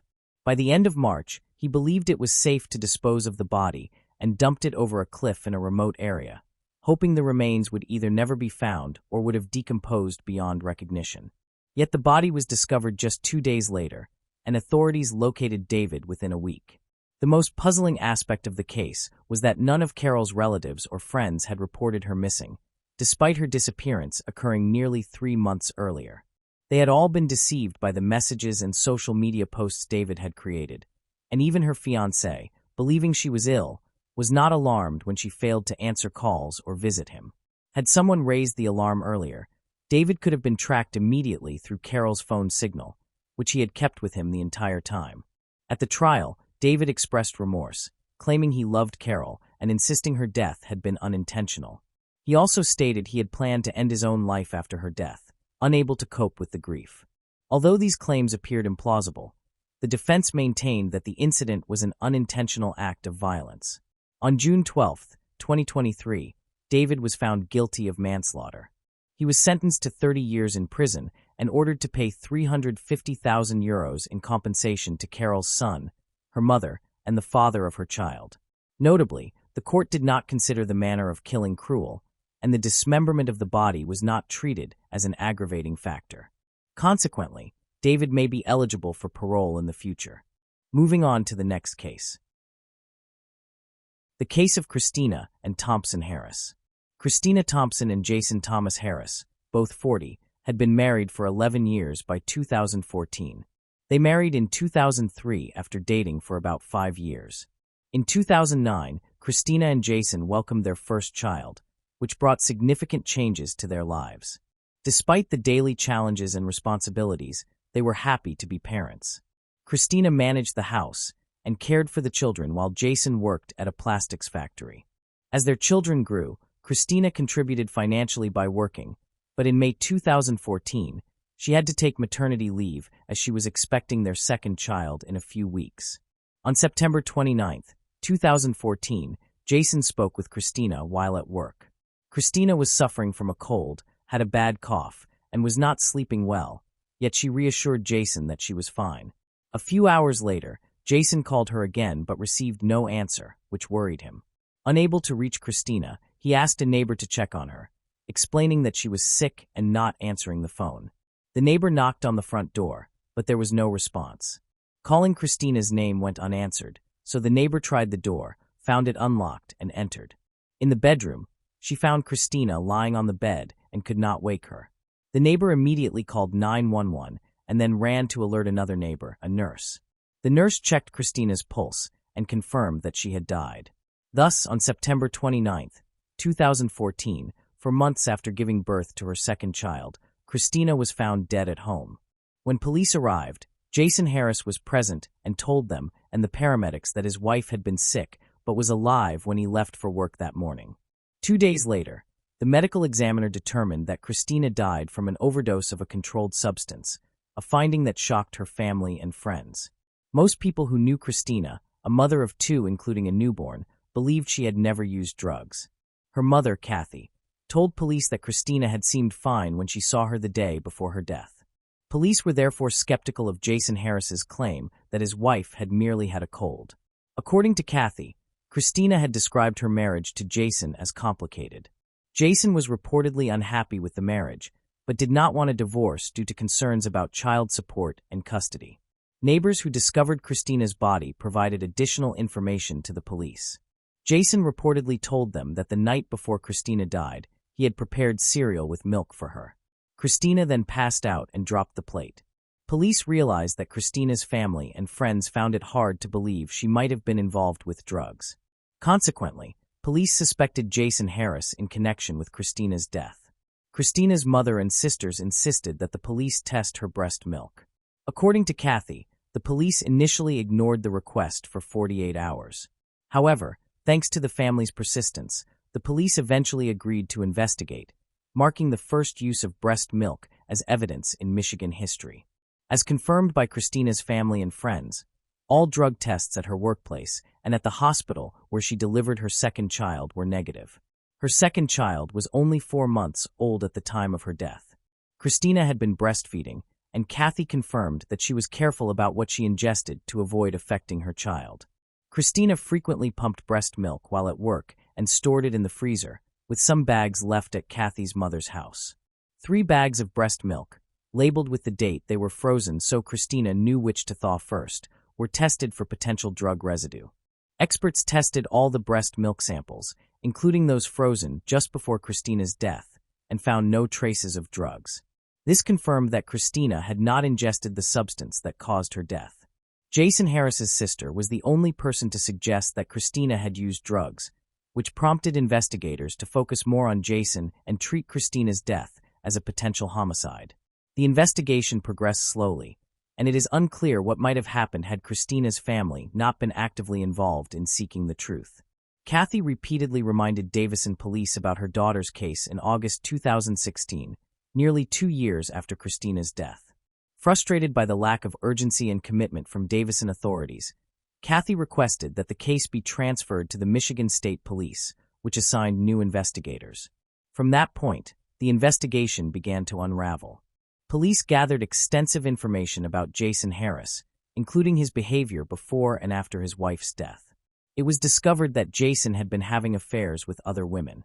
Christina was aware of these affairs and confided in her family and coworkers that Jason had been texting other people while she was giving birth to their youngest child. Christina reportedly told a coworker that if she died, Jason would be responsible, and when asked if she was serious, she affirmed that she was. Jason also told coworkers that he suspected the second child was not his biological offspring. After the birth, he complained that Christina became depressed, often stayed in bed, and did not go to work. He frequently expressed annoyance at what he called Christina's nagging. One coworker recalled that Jason may have expressed a desire for Christina to die, describing their relationship as toxic and marked by constant arguments. One of the most shocking aspects of the case is that Jason openly expressed his desire to get rid of his wife.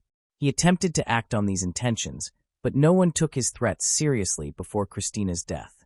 Jason purchased poison twice and tried to mix it into Christina's drinks.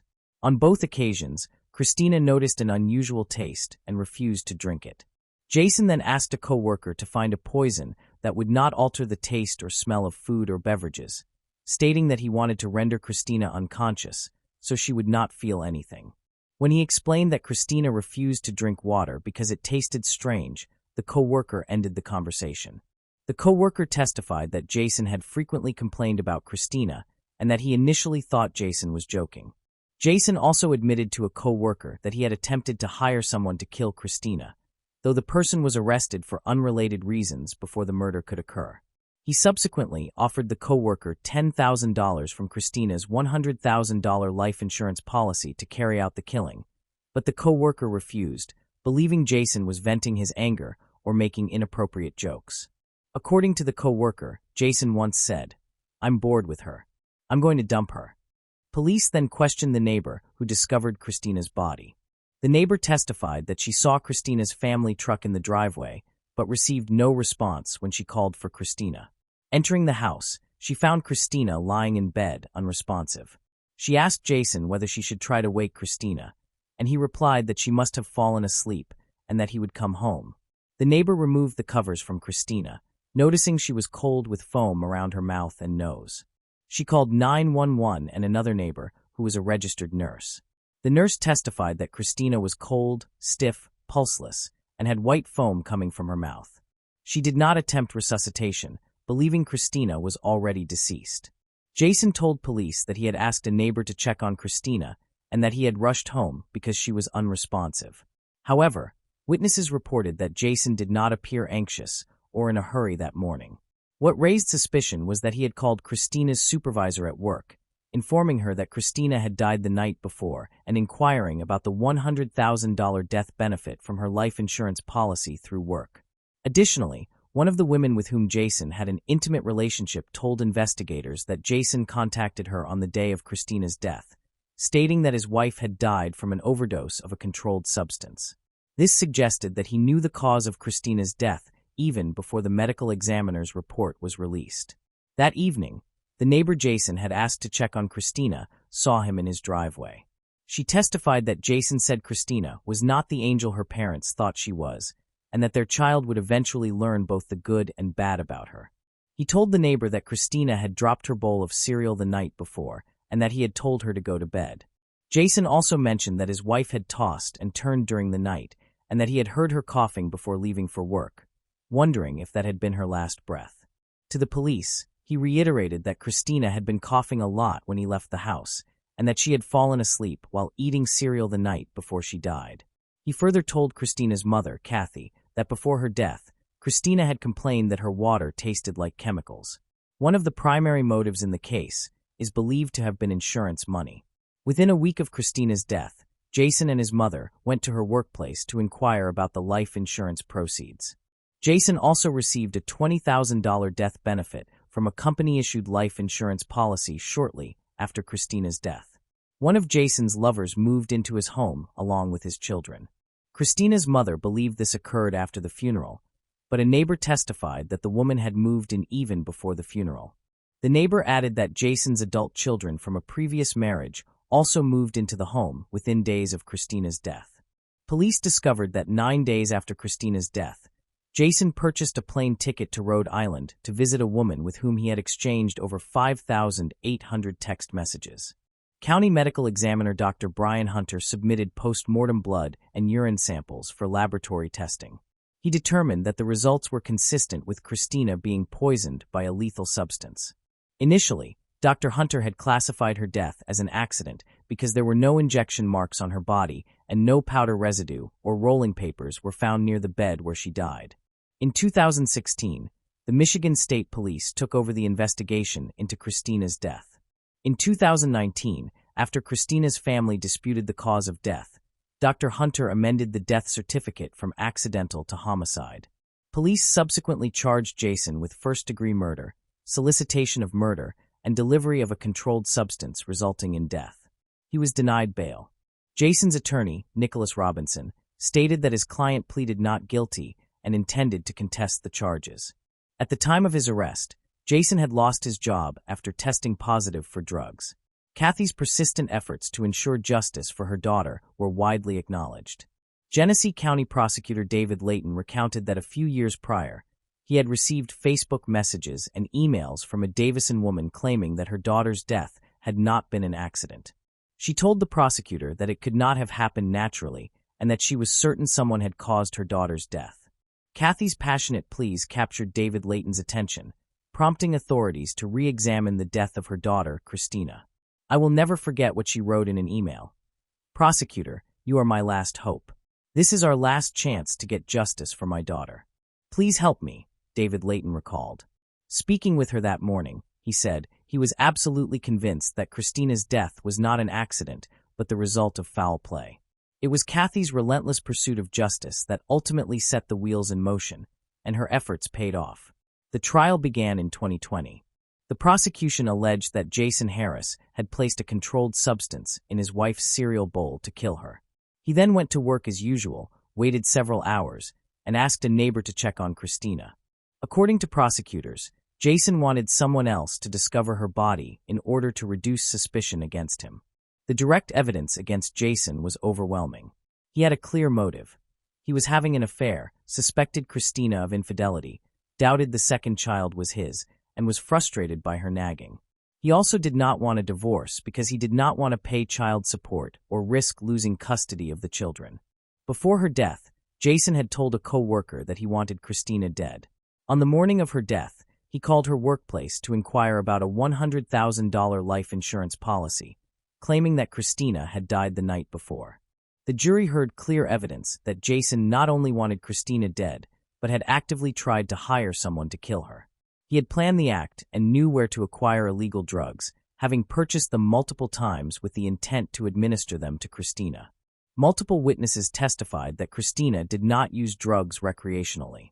She had been very cautious about what she consumed, particularly while breastfeeding. Tests of her frozen breast milk confirmed that it contained no harmful substances. To support the theory that Jason had poisoned Christina's food, the prosecution presented toxicology reports. Dr. Judge argued that Christina's death could have been caused by ingesting a poisonous substance. The prosecution eliminated injection as a possibility, since no needles or injection marks were found at the scene. Inhalation was also ruled out, as no rolled-up dollar bills or snorting papers were present. During the trial, Jason was given the opportunity to speak, but showed no remorse or apology, insisting instead that he was innocent. The judge noted that the jury did not believe his claims, ultimately exposing him as a selfish and deceitful murderer. On November 17, 2021, the jury found Jason Harris, 47, guilty on all charges. 3 weeks later, he was sentenced to life in prison without parole.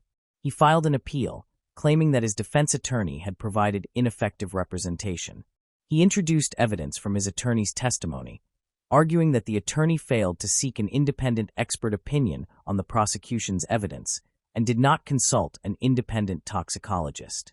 The defense attorney explained that these decisions were part of a trial strategy, as he had thoroughly cross-examined Dr. Hunter and demonstrated to the jury that Dr. Hunter had changed his opinion about the cause of death based on information from a related civil lawsuit. In February 2024, the Michigan Court of Appeals upheld Jason Harris's conviction. He remains incarcerated for life without the possibility of parole. Following the trial, prosecutor David Layton expressed condolences to Christina's family and friends, emphasizing the tragedy of the case. Layton noted that, while the case involved many unusual and media-driven details, the most important aspect was the family's loss, and that the verdict might help them find some measure of comfort in knowing that justice had been served. Moving on to the next case. The case of Corey Richens. Eric Richens was born on May 13, 1982, leaving a lasting impression on everyone around him. From an early age, he displayed a passion for sports, actively participating in basketball, baseball, and soccer, which highlighted both his athletic talent and enthusiasm for staying active. Yet, Eric's true passion was any activity that involved the outdoors. He was an exceptional hunter, renowned for his marksmanship, and had accumulated an impressive collection of trophy animals from around the world. With his vibrant personality, Eric could light up any room he entered, spreading joy and laughter through his stories, playful pranks, and infectious laughter. An adventure seeker, He embraced life to the fullest in Utah, owning a wide range of motorized vehicles, including trucks, four-wheelers, and snowmobiles, which he used to explore the outdoors and savor thrilling experiences. Despite his love of adventure and fun, Eric was deeply committed to his faith, being a devoted member of the Church of Jesus Christ of Latter-day Saints. His family supported him during a 2-year mission trip to Mexico City, where he became fluent in Spanish. After finishing high school, he attended the University of Utah, earning a degree in international studies with a minor in Spanish in 2009. While working in construction, Eric frequently visited Home Depot, where he met Curry Darden. Over time, they developed a friendly connection, and Eric found himself drawn to her charm and beauty. Though too shy to approach her directly, he enlisted a friend to help obtain her phone number. One day, while shopping at Home Depot, his friend discreetly asked Curry for her number, explaining that Eric wanted to get to know her better. Anxiously, Eric waited to see if the plan would succeed. He then took the next step, calling Curry to arrange their first in-person meeting, unaware that it would be a life-changing moment. When they finally met, they immediately connected, and their first date marked the beginning of a romantic journey. As they introduced each other to their families, their bond strengthened. Corey's family welcomed Eric warmly, and Eric's family was equally impressed by Corey's character and how well she complimented him. Although Eric's sisters, Katie and Amy, were initially cautious, they soon embraced Corey as part of the family. In 2013, Eric and Corey married in an intimate ceremony, officially marking the start of their life together. After their wedding, they welcomed their first child, Carter, followed by Ashton and then Weston, completing their ideal family. Eric embraced fatherhood naturally, and his boys admired him. He took pride in their accomplishments, whether academic, athletic, or artistic, consistently supporting them by attending events and celebrating their successes. Later, Eric established a successful stone masonry business, which thrived due to his exceptional craftsmanship and attention to detail. Clients sought his expertise for beautiful stonework, and the business provided financial security for Eric and his family. Additionally, Corey contributed to the family income through her real estate work, buying, renovating, and selling homes for profit. Together, the Richens family enjoyed a prosperous lifestyle, symbolizing success. However, this seemingly perfect life ended abruptly on March 4, 2020, when Curry called 911 to report that Eric was unresponsive. Paramedics determined that he had already passed away. Devastated, Curry called her mother, Lisa, who rushed to her side. Curry's brothers, DJ and Ronnie, were also present, overcome with tears and shock, struggling to come to terms with Eric's death. Curry recalled that the evening had begun on a joyful note, celebrating a milestone in her real estate business, the purchase of a luxurious mansion. Before retiring for the night, she had prepared Eric's favorite drink, a Moscow Mule, mixing ginger beer with vodka. Curry went to bed around 9 p.m., but ended up sleeping in her 9-year-old son's room because he was having nightmares. Later, around 3 a.m., Curry returned to the bedroom she shared with Eric. When she touched him, she was alarmed to find him ice-cold and unresponsive. Despite her attempts to wake him, she could not rouse him and immediately realized that something was seriously wrong. While waiting for paramedics to arrive, Curry recalled the dispatcher's instructions to perform CPR on Eric, which she said she followed. Paramedics were initially baffled by Eric's cause of death, speculating it might have been an aneurysm due to his apparent good health and lack of known medical conditions. However, further investigation revealed that Eric had complained to Curry about chest pains the night before his death, which initially supported the aneurysm theory. The autopsy results, however, were shocking. Eric's death was ultimately determined to have been caused by a lethal dose of fentanyl, a highly potent pain medication that can be extremely dangerous and even fatal when taken in excessive amounts. Following his death, a critical question remained. How had this substance entered his system? From the start, Curry and her family quickly suggested that Eric's recreational drug use might explain the presence of fentanyl. Curry explained that Eric would consume a THC-infused gummy each night to relax, as he preferred THC, the psychoactive ingredient in cannabis, to unwind. However, Curry, her mother, and her brothers expressed concerns about the origin of these gummies, suspecting that Eric did not always obtain them from trustworthy sources and sometimes purchased them illegally. Eric's family strongly disagreed with these claims, believing there was more to the story and urging investigators to explore other possibilities. Despite trying to move forward, Corey faced significant challenges. According to her brother Ronnie, the absence of their husband and father left a huge void in their lives, causing their 3 sons to act out amid the uncertainty surrounding his death. Grieving and seeking comfort for her children, Corey turned to a creative outlet to process her emotions. She wrote and self-published a children's book on Amazon titled Are You With Me?, intended to help kids understand and cope with the loss of a loved one. The book tells the story of a young boy struggling to come to terms with his father's death through illustrations and narrative. In it, Corey portrayed Eric, her late husband, as a protective angel watching over their son. Her mother, Lisa, praised the book, saying it provided comfort to Corey and her grandchildren as they navigated their emotions and began rebuilding their lives. However, detectives investigating Eric's death soon uncovered evidence suggesting foul play. Just weeks after Corey appeared on local Utah news stations promoting her book and sharing her grief, she was arrested and charged with her husband's murder on May 8, 2023.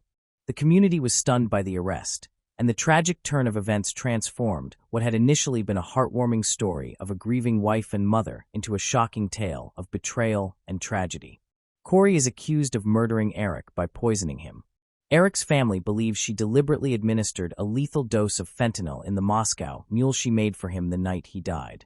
Corey's lawyer, however, contends that no fentanyl was found in the glasses at their home. Corey denies any involvement in Eric's death, stating that she had no reason to harm him. Her mother, Lisa, was shocked to learn of her daughter's alleged involvement and told investigators that the couple had been happy, with no reason to kill one another. As detectives probed further, they discovered that Corey and Eric's relationship was not as perfect as it appeared. The couple had disagreements, and Corey, who had given up her career to be a stay-at-home mom, sought independence. She also became increasingly frustrated with Eric's frequent hunting trips. According to Lisa, Eric had been unfaithful in the marriage and confided in her about the affair, along with Corey. To address their marital issues, Eric and Corey had sought counseling. However, Eric's family denies that he ever cheated on her. Eric genuinely loved his sons and wanted to save the marriage. Despite his efforts, he was preparing for the possibility of divorce. He secretly set up a trust with his sister Katie without revealing his intentions. The investigation revealed that Eric held 6 life insurance policies valued at a total of $3 million. Furthermore, Corey allegedly forged Eric's signature on an additional $100,000 insurance policy just 2 months before his death. Investigators also discovered that she had allegedly taken money from Eric's personal accounts and misused business funds over several years. Contrary to her claims, Eric's family representative stated that Corey's house-flipping business was failing. Her company was reportedly deeply in debt, owing millions of dollars. According to the spokesperson, Corey urgently needed cash, and a prenuptial agreement signed before the marriage stipulated that she would not inherit the business assets in the event of a divorce. However, if Eric were to die during their marriage, the assets would transfer to Corey. These claims were disputed by Corey's attorney, who maintained that the business was not in financial trouble. The attorney explained that the debt was typical of house-flipping businesses, which rely on lines of credit that are repaid once properties are sold. He clarified that the large debt figure cited was simply the result of routine business transactions. Corey's mother, Lisa, recalled that Eric had supported her daughter's business ventures, particularly the purchase of the mansion they were celebrating on the night of his death. The property, located in Heba Valley, Utah, sat on a 10-acre estate with a mansion that had been vacant since its construction in 2017. Despite its proximity to popular ski resorts and Deer Creek Reservoir, the mansion had remained unoccupied. The location offered abundant opportunities for outdoor recreation. Corey, with the help of investors, purchased the mansion with plans to renovate it into a recreational hub and sell it for a substantial profit. After consulting an accountant, Eric discovered that they could potentially make a $12 million profit from the sale, representing a significant return on their initial $3 million investment. However, there is a discrepancy regarding Eric's involvement.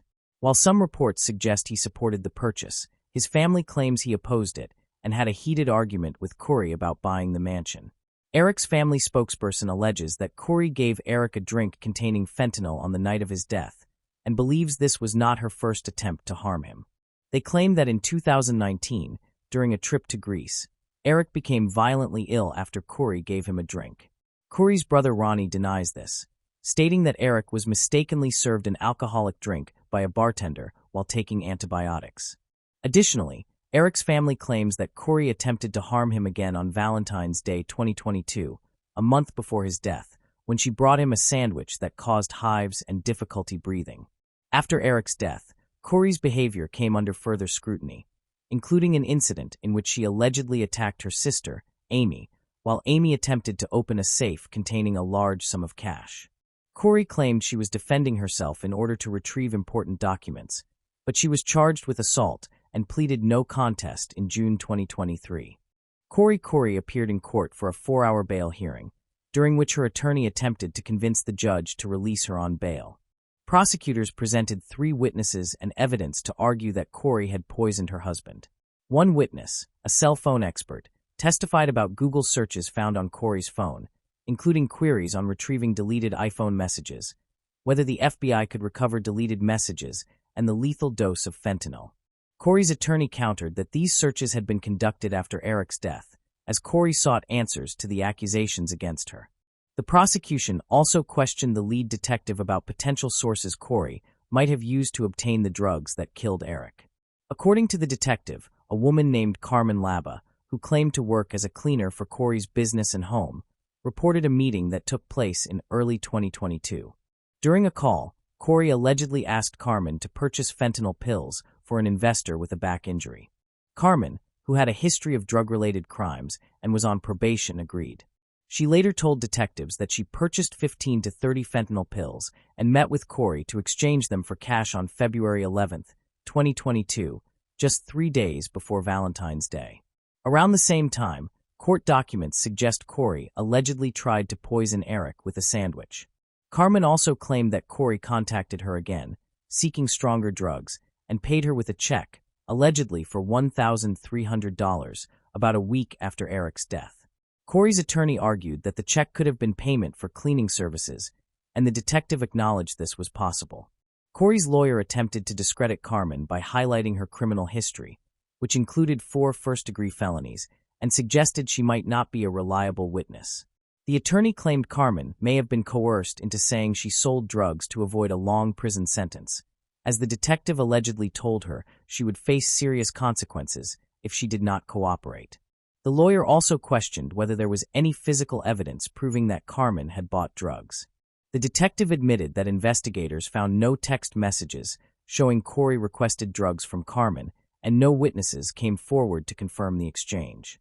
During the bail hearing, Eric's sister addressed the judge, expressing the family's distress over Eric's death and their concern that releasing Corey on bail could cause further pain. She requested that Corey remain in custody, and the judge granted this request. Meanwhile, Corey's family was upset that she was not allowed to leave jail before her trial, believing her time in custody was negatively affecting her mental and physical health. In 2023, a serious incident occurred while Corey was taking medication provided by jail officials.